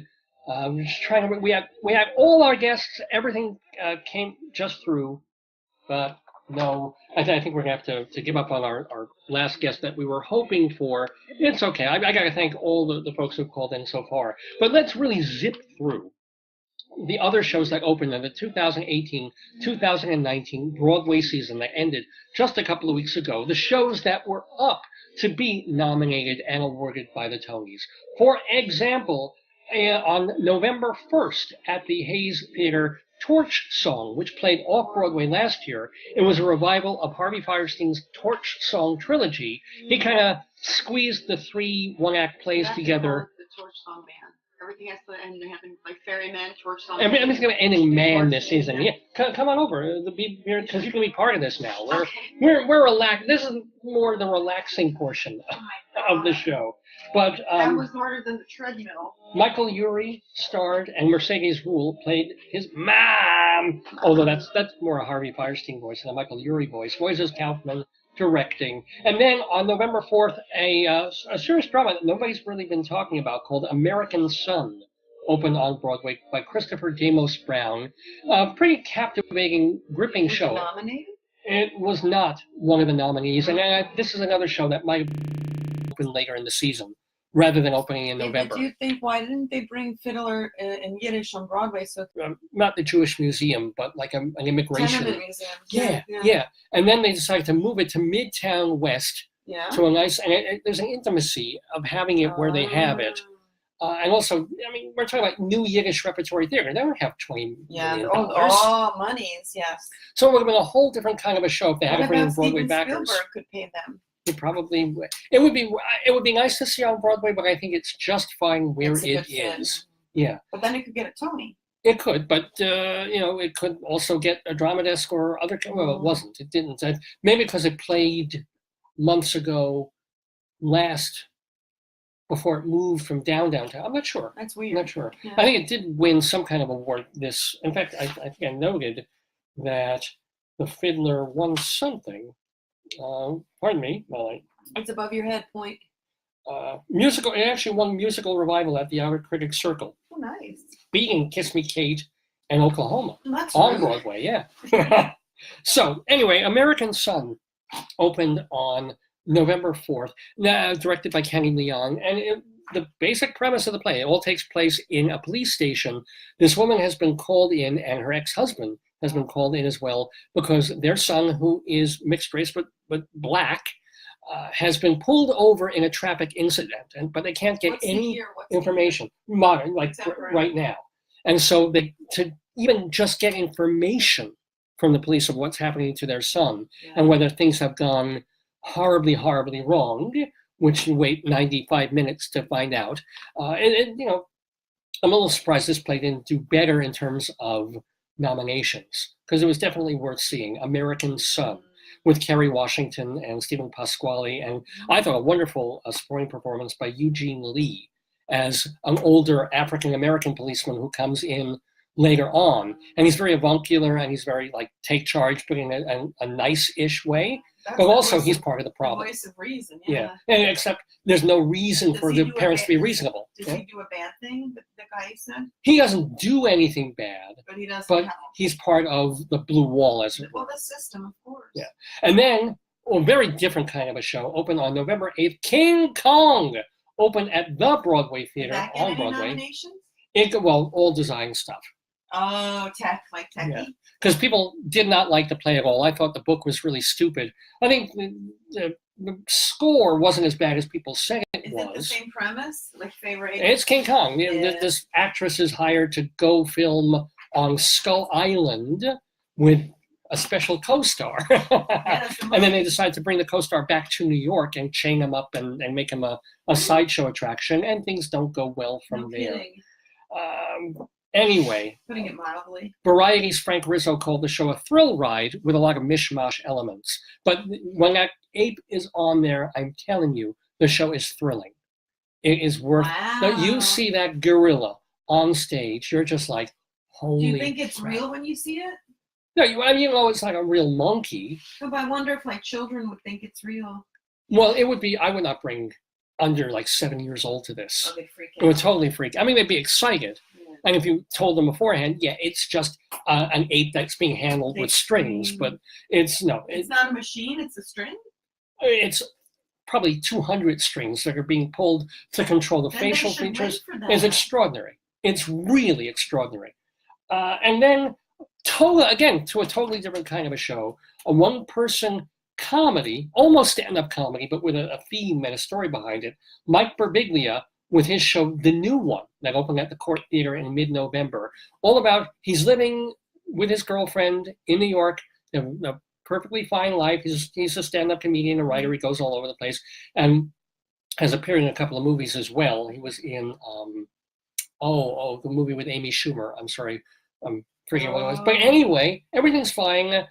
And everyone around them is having babies. And they're like, oh, we don't just know they're horrible. We don't want a They're deal. not married yet. Now they have a baby. So Oh. Mike Birbiglia is the new one. I really enjoyed it. And that opened on Broadway as well. That was followed by The Prom on November 15th at the Longacre Theater, a show about these actors who are, their careers seem to be on sort of a downslope. Yeah. These Broadway actors, they're in a flop. What do? How do they get back into public consciousness? They have to, Plastic surgery. aside from that, no, they want to help. They want to be branded as humanitarians Oh, and yeah. great people by Like pitching Lady in. Di, like Lady Di. They want to find a cause. What's their cause? Their cause is this girl in a small town, not so small city, who just wants to bring her girlfriend, who's in the closet, to the prom. And the school doesn't want to let them in, and then the school's forced to have a prom with them and be inclusive. And so the actors come in and they want to stand up for that girl's rights and stand up Because for the rights of when you force people LGBTQ. to do things, it goes really well. Yeah. You know, that's usually a given, right? So it's a musical comedy, well, by some of the people who made The Drowsy Chaperone, which is you one of love the, that, yeah. yeah. So this one, I don't like The Prom nearly as much as The Drowsy Is Chaperone. it light and script? It's a little obvious, it's a little longish, and I think some of the acting, even though a lot of the actors have been nominated for Tony Awards, I think they go over the top. I think there's a lot of mugging. Campy? Yeah, I mean, you think I'm campy, Oh, I This don't is like it. way Like dinner theater. kind of. Oh. Maybe they've settled more into the roles and they're not pushing as much. Da-da-da-da-da-da. It's got good stuff in it, but I'm not a huge fan of The Prom. It is nominated for a Tony for Best Musical. Then the Illusionists returned, and they went to the Marquee Theater this time, opening November 23rd. And by the way, it is noon Eastern time Oh my God. here in the neighborhood for the Total Theater Tony Show. We're doing our Broadway timeline. Going to zip through them now. The Cher Show, People about the like life of that. Cher. People like that. She did. It opened December 3rd, written by the same guy who did Jersey Boys and Addams Family, Rick Elise. It's still running, and it's quite popular among a certain demographic, telling the story of Cher using a bifurcated If I could Cher. turn back time. She does. She married a young man. She did it all. Yeah. Oh, well, it wasn't. No, she married an older guy. She married Yeah, Sonny. but then she married that sex pot. She was with like the 60. Italian guy. Who was There that? were Greg some devil Goldman? tattoos. No, he was in her videos all the time. Oh, that's right. That was her third. Yeah, you're right. You're right. Did He's she in there marry too. Or just do sexy time? No, I think they got married, but he just wasn't ready for the limelight. He just didn't. He wanted her to be home like a wife, and part of her wanted to be home like a wife, but part of her was Cher. She's wearing Bob Mackie. Yeah, I'm gonna make you some breakfast in my Bob Mackie ensemble. it's a watchable show, not in the league of Beautiful, the Carole King musical, or And Jersey didn't Ed Boys. say But they want to see Bob Mackie, what he looks like, so they'll let him yeah, win. when they were. I mean, he does do the gowns. It's the Cher show. It's still playing at the Neil Simon Theater. That was followed by Network, which is at the Belasco Theater. We've talked about that one with Bryan Cranston, Tony Goldwyn, and Tatiana Maslany. A satire, a very dark satire of television culture that is just as relevant now as it ever was. And then, I don't know how we missed this, hon. What? One of the last shows of 2018. What? Ruben and Clay's Christmas. Yes, Ruben Studdard and Clay Aiken did a Christmas show. Was it a song like singing? Yeah, it was kind of like their version of an Andy Williams special from back in the day. Oh, that's a stinker. I don't know, it sounded harmless enough. Yeah. Anyway, that played at the Imperial Theater until the end of December. But there was one big show that did open before the end of the year, To Kill a Mockingbird, by Aaron I've not heard of Sorkin. that one. What's Never that? heard of To Kill a Mockingbird, huh? No. The adaptation by Aaron Sorkin of the Harper Lee novel, directed by Bartlett Sher. I have to say, if I hadn't seen that movie 50 times in my life, I probably would have appreciated this new version that takes some different tacks to it. It was not nominated for Best Play. That's kind of controversial. We've talked about why not. There's a couple of good reasons and some not so good reasons why it isn't on the list. But To Kill a Mockingbird, the best earning show ever in the history of Who non-musicals. nominates it? The Tony Committee? Who makes the list? Oh, a whole bunch of voters. So you've got voters on the road and voters who were pissed off that the producer, Scott Rudin, said, you can't do the old To Kill a Mockingbird. We have this property now. If you want to produce To Kill a Mockingbird, you got to use ours. So I mean, there were theaters in, like, educational everybody theaters, does it, yeah. community theaters, It's and a race, regionals. It's a race gender deal, right? They had the show on their season list. Oh, they're mad. So first, he said, well, you can use ours instead of the one you've got on there. It ruffled a lot of feathers. And It was people not pay nice. for it, right? You Yeah. Well, yeah, they've got to license it and they've got to pay What about like royalties to Christopher Sergel. So it was not, and then there's also the idea that even though Aaron Sorkin obviously did a lot of adapting to make this new version of, he didn't have to invent Jem and Scout and Boo Radley and those folks. So I figured that's another It should reason. be a revival, right? Maybe then a Well, no, it's like, To Kill a Mockingbird has never been on Broadway. Really? Yeah. I can't believe that. Because this show is new, this play is new, and the old one was more kind of designed for young adult institutional theater.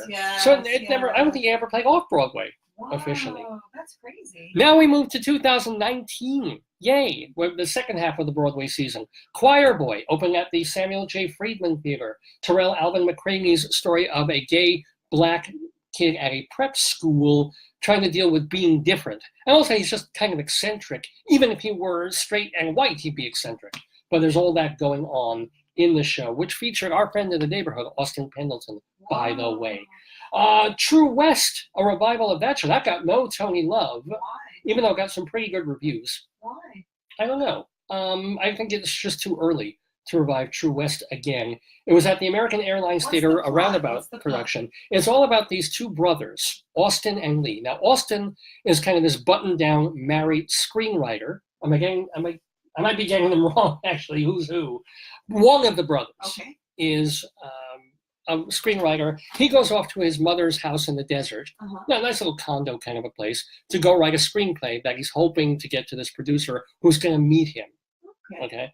But his brother comes along to stay for a bit, and his brother is kind of a loose cannon, wildish kind of guy, more desert, more very different lifestyle, very different personality.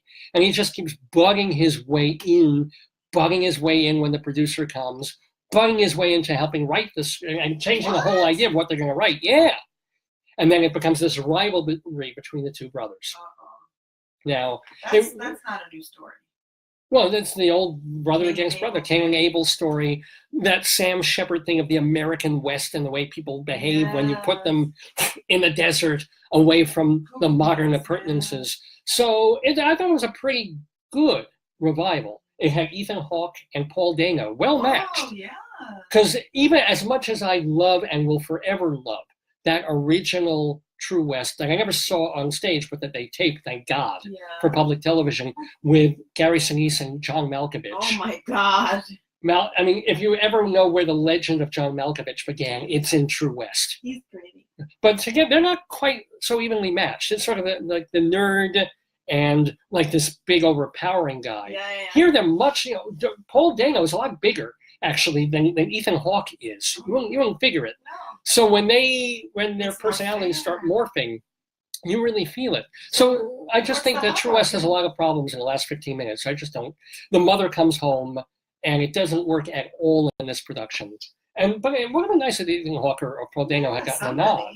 Yeah, especially Paul Dano. I thought he was really good. Anyway, True West revived. It was just a little too soon, probably, after the Philip Seymour Hoffman and John C. Reilly one, where they traded roles a few years back. Anyway, Be More Chill. That opened on March 10th. Oh yeah, we're putting the air conditioning on here. Is that what your cue?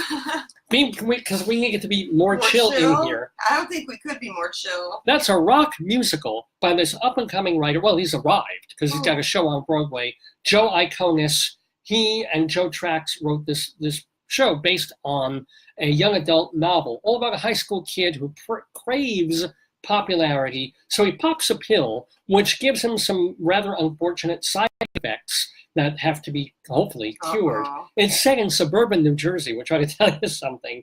I thought it was okay. I liked some of the music, I really did. It's too long, like so many shows are, but there's a fan base for this show. As a matter of fact, it debuted from a theater company in Two Rivers, New Jersey, Two Rivers Theater Company in New Jersey a couple of years ago. And the reason Be More Chill eventually made it to Broadway was it got this groundswell on social media and people listening to the cast album from that New Jersey production and been playing it and loving it. And then so finally that base wanted to see this show on Broadway. And what do you know? It's there and it's doing pretty well. So let's hear my favorite song, or part of my favorite song, from Be More Chill, a guy that I'd kind of be into.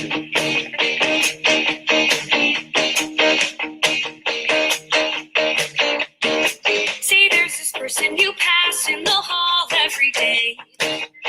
You've known him since 7th grade. You're used to thinking about him in a certain way. From the persona that he displayed, and then something changes, and he changes from a guy that you'd never be into a guy that you kind of be into, from a guy that I'd never be into a guy that I kind of be into.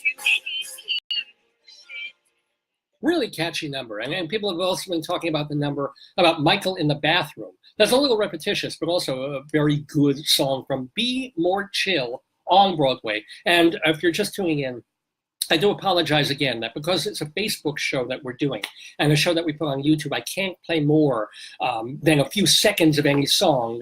Actually, even just playing that, they'll probably blip it out when we post this in the archives. But at least they haven't thrown me off the air yet. We're a little more than 3 hours into the Tony show, and we're just zipping through here the shows that played in the 2018-19 season.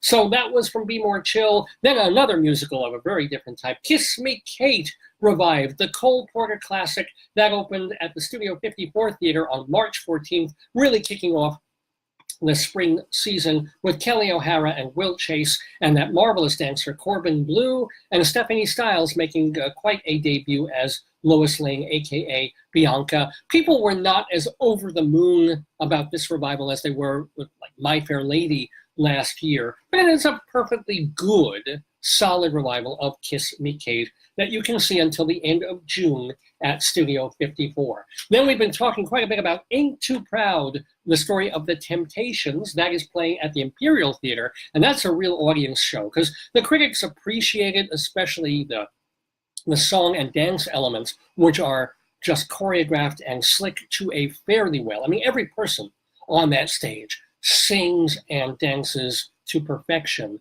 As to the story, well, it's a little tough. It's not like the Beatles, where they had them and then, what was it, Stuart Sutcliffe, and he dropped out and they got Ringo, and that was it. That the Beatles stayed the Beatles forever. You need a scorecard to figure out who the Temptations were after a while, but the play just goes through them and through them and through them. Forget it. The songs are great, and people are really digging the show. It is very well done. Ain't Too Proud at the Imperial Theater. What the Constitution Means to Me, a show that's really been building momentum. That opened at the Helen Hayes Theater at the end of March.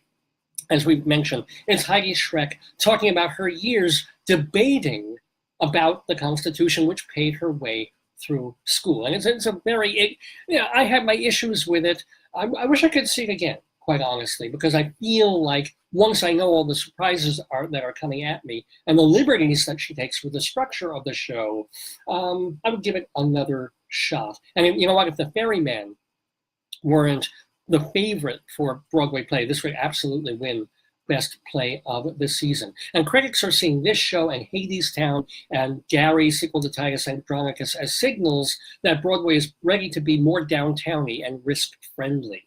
King Lear, well, that took a risk. It cast Glenda Jackson as King Lear, and it also updated everything. It put Philip Glass's music throughout a lot of the first act. It opened in early April at the Court Theater and is running there till mid-July. Oklahoma, that keeps getting extended. That's finding a groundswell of support, a revival of the Rodgers and Hammerstein musical, directed by Daniel Fish, and as we've been saying throughout the show, it takes a really dark look at this supposedly sunny, bright, golden, hazy musical, and instead, well, there's a guy that nobody likes. His name is Judd Fry. He's a little odd and a little scary. What do you do about him, even though he hasn't done anything really bad? Well, they figure out what to do with him in this Oklahoma on Broadway. And then there was a revival, haven't talked about this really at all, of Burn This, the Lanford Wilson drama at the Hudson Theater. And nobody's talking about this is the John Malkovich revival year. Because first there was the legendary John Malkovich performance in True West, and they revived True West. And then I was lucky enough to see John Malkovich in the original Burn This on Broadway, and he set the stage on fire. Nothing is going to take that memory away. And even Adam Driver, who is very, very funny and really lively and active and wild and crazy it's a party here on the Dave's Gone By Tony show. But yeah, keep that handy. We might use that again. But my problem with Adam Driver is it's very hard to understand him half the time. And I don't think it's just because I have hearing issues in this ear. I just find he squeaks and squawks, and it can be very difficult. He's a whoopee cushion. To hear what he's saying. Whoopee cushion? Well, no, he doesn't. He cries a lot, and he's very funny. I cry a lot too. He really is quite funny, and he does take over the stage as his character is prone to do. Does it sound like this? Oh, this is what he sounds like when Adam Driver talks in Burn This. And yes, it's kind of fun looking at Kerry Russell, who is not a bad-looking lady and looks like a ballet dancer, which she is supposed to do. But she's like playing a quieter play, And she's overwhelmed. A lot of critics have said she's sort of over. Joyce is looking at me like, she's not as pretty as you, dear. Who could be? Yeah, she's basically, I think she weighs about 90 pounds, and 50 pounds of her is hair. And so it's just basically like this big mat of hair that she's always moving about. But she's good, right? And I think if they were more coordinated, because you get there's heat between them, but if he would calm down a little bit and she would go up a little bit, it would be more, I don't know, a little bit more of a watchable piece rather than a showpiece for him. I did like Brandon Urangowitz a lot as the gay best friend of the guy who died. But burn this, do I have any critics about that? No, I don't. So let's move on to Hadestown at the Walter Kerr Theater with Anais Mitchell doing the book and the score. Rachel Chapkin. That got the most play from your group. Yeah. Yeah, Hadestown is... That got the most squawk amongst the critics. It's my favorite score of the season. I really like the music to Hadestown. It tells its story of basically Orpheus returning where he falls in love with this girl. From the underworld? Yeah, well, she makes a deal. Because she's been hungry. She doesn't want to go hungry anymore and want for things. So she makes a deal with the guy who runs Hades, who's an industrial, complex kind of guy. Not good. Yeah, well, not a good deal that she makes. No. He wants to bring her back. This Orpheus, her boyfriend. The diurnal that's like the myth of... Right. Yeah, that she has summer and she has, Yeah. Usually in the Greek myth, it's the mother, or they bargain where he wants to marry her. Yeah. And then the mother says, well, or the father says, I'll let you take my child. And they make a barter. You get the Orpheus, child half the year, Hades already has a wife. Yeah. That's the thing. He has a wife whom he lets visit the world, Earth, how convenient, for half a year. Typical male. No, he makes a fair deal. And now he would be on that show. What is it? My Sister Wives. That's right. He just gets another wife. It'd be easy, right? If he was a Mormon. But anyway, so Orpheus falls in love with this other girl who makes the deal, and then journeys to get her, survives, and then Hades, to not look weak, makes him a deal and says, okay, tell you what, you can take her out of hell, but you got to take this long journey with her. She's going to be behind you, and you can't look back. Sort of like the pillar of salt story with in the Bible. If you look back,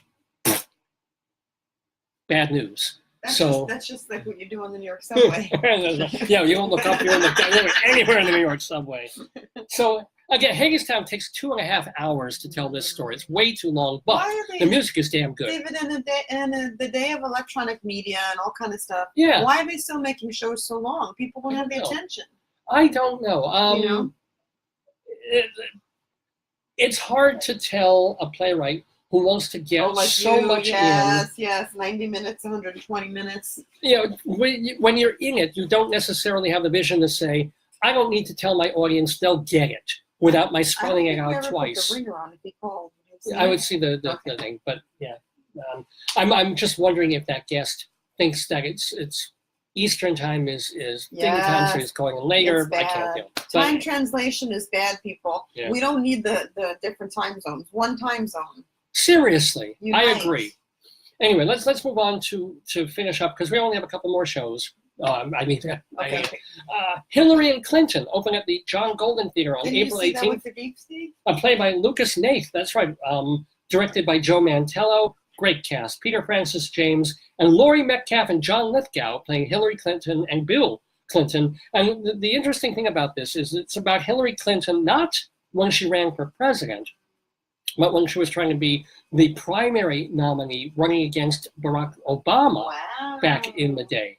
And Time Out's Adam Feldman said of the show, it's a public view of a private Hillary and a portrait of a complicated marriage. The play has a looming sense of tragedy it couldn't have had back in 2016. Well, left-wing people say that we're in a tragic situation now.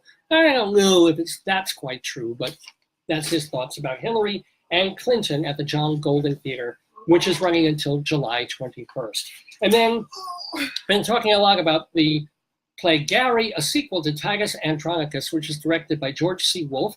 Taylor Mack is a downtown darling, and apparently a lot of his plays are better than this one. As I said, I think there is substance in this play. I think Wolfe is the wrong person to direct it, and I don't like. I mean, Nathan Lane is in it, and I didn't like it.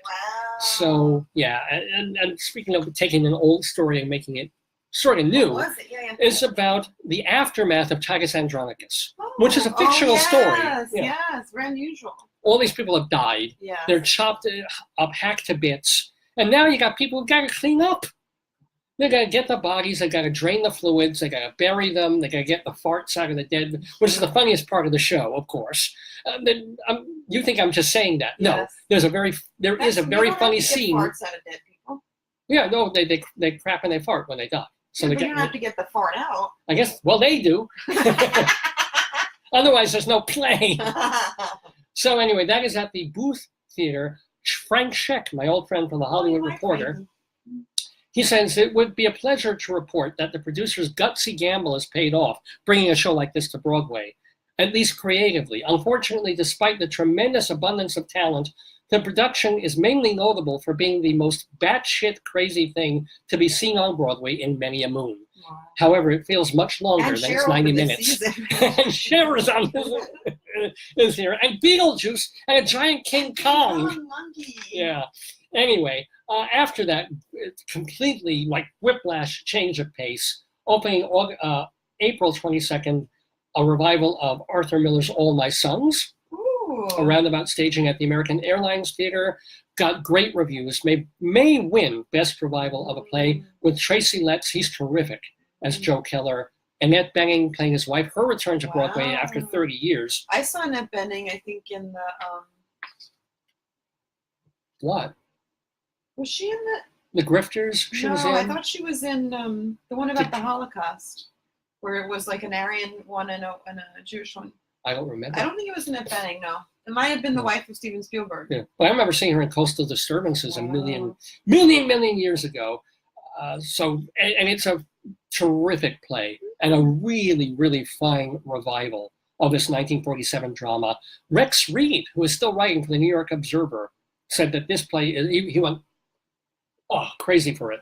As good as it gets. Whoa. The best show of the season, Whoa. restrained but intensely emotional. The play still delivers a gut punch. A lot of critics use that phrase, gut punch, for this All My Sons. Douglas W. Schmidt's set is the most fabulous I've seen in years. It is an evening of nuanced power, urgency, and art. That guy's mother's happy. Best set ever. My son made it. So you have until the end of June to see All My Sons on Broadway. Tootsie may take the nod for Best Musical. It's maybe Hadestown will take it. Maybe The Prom has an outside shot, and Ain't Too Proud, that has its fans too. But at least Tootsie is a new musical, even if it's based on other material. They do a lot of adaptation. If you remember Tootsie with Dustin Hoffman, he gets a role in a soap opera, and that's how he turns into, he becomes a woman for that. And here, it's a Broadway musical. They really turn it, they do a lot of work on the book, and the book by Robert Horn is hilarious. It's not just recycling jokes from the movie at all. Dennis Jones is the choreographer. David Yazbek, our friend of the neighborhood, who won the Tony last year for The Band's Visit, he will probably win the Best Musical Tony again, with Santino Fontana probably going to take the Tony for playing Michael Dorsey. Wow. And our friend of the neighborhood, Julie Halston, is in there. Reg Rogers is very, very funny. Michael McGrath. And when I saw it a second time last week, I noticed that not only do you have a storyline carrying you, not only do you have very clever lyrics and some catchy melodies, although it's not the most musically interesting show, but it's really all the supporting characters have their moments to shine. Wow. Really fun Everybody's arias. mother's happy. Yeah, Andy Grovolution is the best friend. He's great all the way through. You've got who else? Lily Cooper is really good as Julie, the as they call them, the wannabe girlfriend, the one that Michael falls in love with immediately. But Sarah Stiles is Sandy, John Bellman is Max. Everybody gets that moment where not only are they meant to shine, but they do. Yeah, it really works moment after moment. They're like, oh, I'm going to look forward to this person now, and this person does something really funny. It's a very fun show. It's a very equal show. Tootsie at the Marquee Theater. And then 2 more shows open. Eva calls it Tootsie. Tootsie. Be my Tootsie Wootsie. Tootsie is what they do in the other play. We've got Ink at the another Manhattan Theater Club show. Here's Ink. by the way. I don't actually have the image for it. Perfect. And there's, I can't do it backwards on the screen there. What, you pointing at? Johnny Lee Miller and Bertie Carvel. People keep saying it's a show Point about out. Rupert Murdoch. Yeah, which it is, but it's really more about this guy, Larry Lamb, whom Murdoch hires to run The Sun. The Sun is this English newspaper, been around for ages. It's apparently boring and staid and conservative and losing readership, lowest in numbers of all the daily newspapers. Murdoch says, I want to remake this. I know the man to do it. He hires Larry Lamb, played by Johnny Lee Miller, whom we all know from Elementary. Sexy. He's a lamb chop. He's a lammikin. Hey, if I can like Kerry Russell, you can He like should Johnny win Lee every Miller. award because he's lammy. Okay, He's all cute. right. I like him. Why don't you take me to that show? I could You have, offer I me would Cher. have. You offer me Cher. I want to see that show. Okay. You know, I can't hear the music, so it makes me all crazy in the head. I gotta say, my favorite scene of the whole season of any show is the one in that play Ink, where basically Larry Lamb gathers his staff that he's hired. Yeah. He's got all these people together from various, being able to hire them away from the newspapers that they're at, and says to them, all right, we need to remake this newspaper. What do you really want to read in a paper? Don't tell me international stock news. What do you, if you want to pay for this, gossip and being a mom and being a modern woman and this kind of sport and that kind of thing, what would excite you to read in a newspaper? Well, and they make a list, and it's just a very fun, honest, funny scene. It's a joyful piece. It's not a musical, although there's a strange musical number in it. Do they do dancing? There is some dancing in the show. I don't think that's necessary. I got a paper. I got the paper. Go get your paper. La la la la la la paper. I think director Rupert Gould went a little overboard to add a little too much business and a little too much song and dance stuff in this play. What were they nominated for? It's not, well, he's nominated. Gould is nominated as director. This is nominated as best play. Ooh, it's that's called a heavy Ink one. at the Samuel J. Friedman Theater. I absolutely recommend it. Yeah, Even what happens if they're nominated but they don't receive the award? Do they get any? they credit? die. No, but or do they get any like sales? Does it help them if they're nominated but not receive it? If nominations helped, they'd be helping right now. So it gives them something to put in newspaper ads, like 8 nominations. So people want to see what the nominations are about. I Right. get. Yeah, and I mean it's a brass ring. It's an honor. But if they lose, it's over. Well, if a show wants to tour, or if another company wants to do the show somewhere else, they can say nominated for 7 Tony Awards, winner of the Tony for best. Blah, blah, blah. That helps. So it doesn't hurt at all. Oh, never hurts.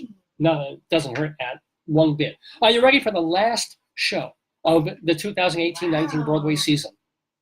Are you ready? I don't know if I can handle it. What is it? Oh, it's creepy. It's Oh, creepy no. and it's kooky, mysterious and spooky. It's all together ooky, but I can't find the playbill for it. Don't worry about it. It's here. I can just point to it. It's Beetlejuice. So you were singing the song from Addams Family. I know, but this is sort of like an Addams Family-ish. Should have been in order, but I screwed it up. Doesn't matter. I got the playbill cover right here. Brand new musical, based on the film. Eddie Perfect. It's been a good year for him.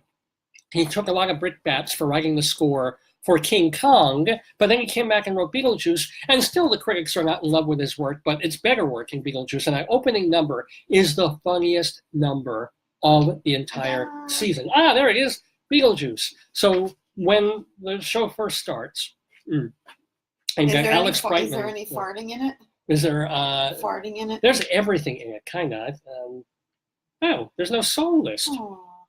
How strange. There are no songs in the Maybe they gave it to us in a separate page. Want me to look? No, it's okay. Well, I'm just saying, if you go to see Beetlejuice, It's a some lot of of it works, some of it doesn't work as well. But that opening number is hysterically funny. And Beetlejuice is at the Winter Garden Theater. Got a book by Scott Brown and Anthony King. Alex Timbers is directing. It's all about this young couple who die in their brand new home, but they're stuck there. And there's a spook who's trying to help. Well, no, he's trying to hurt them, really. And he also wants to marry the girl of it. People are kind of been dissing Beetlejuice because it's another musical based on a movie, but it is fun, and the special effects are occasionally really, really terrific. The cast is real good. Carrie Butler is in there. She's been a stalwart since, gosh, what was it? Since Hairspray. And shows like that. I do recommend Beetlejuice. I had a really good time. And I hope that you have all had a really good time watching the Total Theater Tony Show, our 15th annual program. Let's see. I'll do one more quiz question, and then we'll put this puppy to bed. Yeah, seriously. So, okay. What does, are you ready for our final trivia? Here we go. What does the new musical King Kong that we were just talking about have in common with the older movies Sunset Boulevard, Mac and Mabel, and Nine? Marlene Dietrich? No. A lady. An ape? A lady, definitely. A vampy lady and an ape. Vampy lady? And a furry man. And a furry, well, I don't know how. Vampy lady. I was just going to say it's all about rather difficult movie making. Because they all have to do with the movies. Sunset Boulevard, Mac and Mabel, about Max Sennett and Mabel Norman. About the craft, yeah. And King Kong is actually, they first go to Skull Island to make a movie. So they go to an island named Skull Island, it's not going to be good. Definitely not. Yeah. Well, hey, look, a lot of movies were made in Flushing. I like Flushing. Okay. Well, yeah. What Broadway show this season falls in the same milieu as The Front Page, Newsies, and It's a Bird? Ink. Very good. Yeah. You got it. Okay. And last one. Yeah. One of the special. Could it be network too? Network. Well, it's TV news. Yes. You're right. I'm sorry. Network. And the Clinton one. Not really. Oh, okay. Now you're stretching. Okay, I'm stretching. One of the special Tony honorees this year. This is our last quiz question. Okay. Is Marin Mazzie. A decade ago, she died this past year. So, it's posthumous. Posthumous Tony. A decade ago, she won a Tony Award for co-starring in a musical that is being revived this season. What tuner did Marin Mazzie win the Tony for? About a decade ago. Gypsy. No. Cry Beloved Country. No. Evita. Nope, not Evita. I'll give you a hint. Yeah. Her role in the new one is being played by Kelly O'Hara. I don't know who. Point. Oh, she's sexy. Yeah, she is. What voice I can read the title? Then the title isn't on there. Touching My Foot show. Man who touches my leg and foot. Okay, yeah. Based on a Shakespearean comedy. Kiss Me Kate. Bingo. Yay! Yeah. Well done, With my a lot love. of help. Everybody gets an A. Post-millennial world. Yay! Well, it is 12:32 in the afternoon Eastern time. Thank you, potatoes. Oh, and thank you. Oh, thank you, potatoes. Meet me later. Give me my eye patch. Sorry, yeah. Put my eye. Talking about an eye patch. There we go. Oh, sorry. I got a problem. Oh. Anyway, that has been. That was exciting. Oh, the 15th annual Total Theater Tony Spectacular in the neighborhood. Got so many people to thank, so many shout outs to do. By the way, shout out to people like John Angel Grant, Brad Hathaway, all these people from the West Coast who are trying to line up our West Coast critic, who was the one guy who petered out on us. West Coast. But I really thank you for trying. It's hard. And all the press agencies that handle and all the people. I mean, that was a lot of. Like I said to my friend, it's like a machine with many moving parts, and sometimes they all don't move at the same time or in the same direction. Well, I do have the list of the folks who took part in this show. So there's Leslie Hoban Blake of Two on the Aisle. Stuart Brown, listen to his 24-hour Broadway radio station, soundsofbroadway.com. Joe Dziemianowicz, now writing for the New York Post and some other places as well. David Finkle of the Clyde Fitch Report. Charlie Gross from Two on the Aisle. Eva Heinemann from the cable show High Drama. Brian Scott Lipton, read his reviews in Cititour.com. Michael Portantiere, he does the podcast This Week on Broadway at BroadwayStars.com. And Ruben, writing for TotalTheater.com and Artes Magazine. David Sheward, who writes for TheaterLife.com. Robert Sokol, who writes for Sanford. Well, no, he's the guy who Peter Gavin. I should have crossed him out. Anyway, Rabbi Saul Solomon. Find out more about him at shalomdammit.com. Remember, he does rabbinical reflections. They're like mini sermons, and comical ones they are. You can hear them and read them at shalomdammit.com. That's also the place to watch his stage show from a few years back, and even the 10 episodes of his wonderful TV comedy, Shalom Dammit, shalomdammit.com. And, of course, Zachary Stewart from Theatermania. Did I leave anybody out? I certainly hope not. Well, it also remains for me, what else do I want to remind you about? I want to remind you that this program has been brought to you by TotalTheater.com. This is a place to read thousands of theater reviews from Broadway, off-Broadway, regional theater, international theater, and they're all free. Just go to the Criticopia section of TotalTheater.com. Spell it any way you want, theater, E-R or R-E, TotalTheater.com. Also, get yourself a copy of Performing Arts Insider, the Bible of Broadway. You can either buy a single copy at Theater Circle in Midtown Manhattan, or you can send away for one. Just by going to performingartsinsider.com. And of course, you can subscribe for 12 issues a year or 21 issues a year, performingartsinsider.com. Thank you again to the folks at Hewlett Minuteman Press, the copy kings of Broadway. And thank you most especially of all. Come on, can I put you on camera for 1 second so we can do like a kiss or something? Oh, we'll do. Get my good side. I'll kiss you on the side. Okay. She's going to the other side for the hand. Oh, thank you. My darling and adorable and wonderful and incredibly helpful and supportive wife, Joyce. I think there's a lunch in it for me. I should have an audience noise. All I got is the... I think the chicken needs a feeding on. Can you I think it needs something. We woke up over here, show the dog, and woke up. And a special appearance, just like they have live animals in the Ferryman. Now we have a live special appearance. I put on the bow tie for him. By our dog, Oofty Gooft.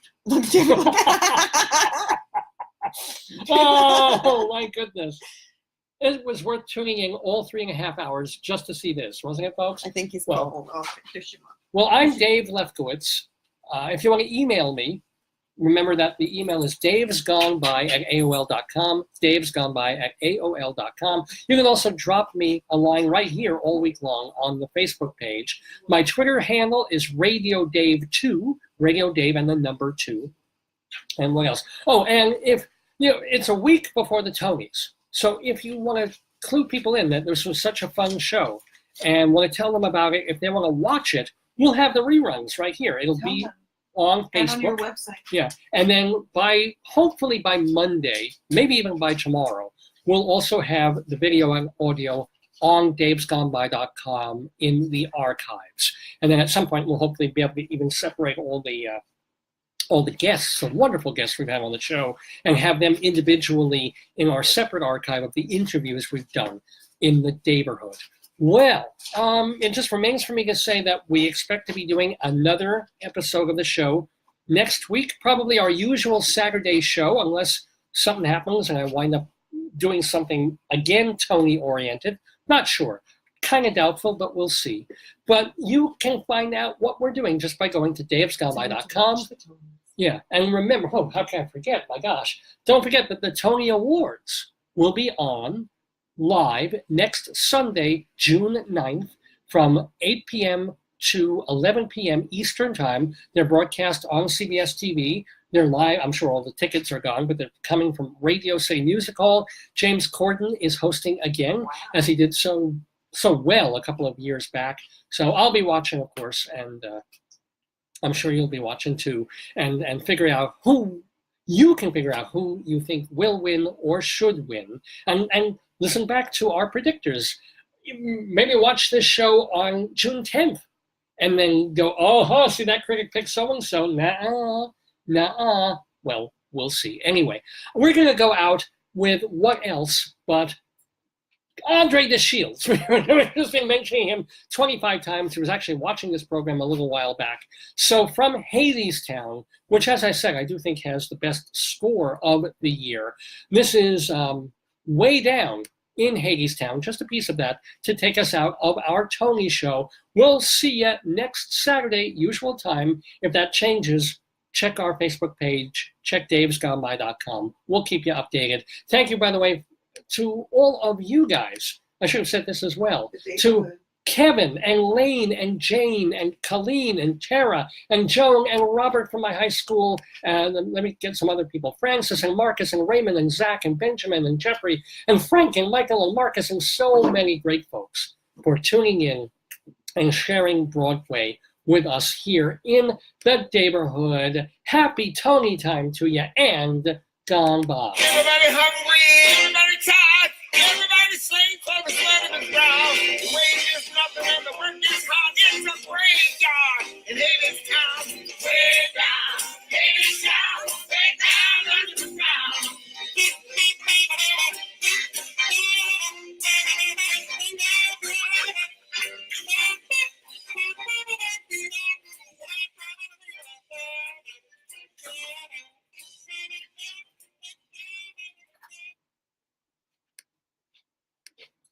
We'll see you soon and gone by.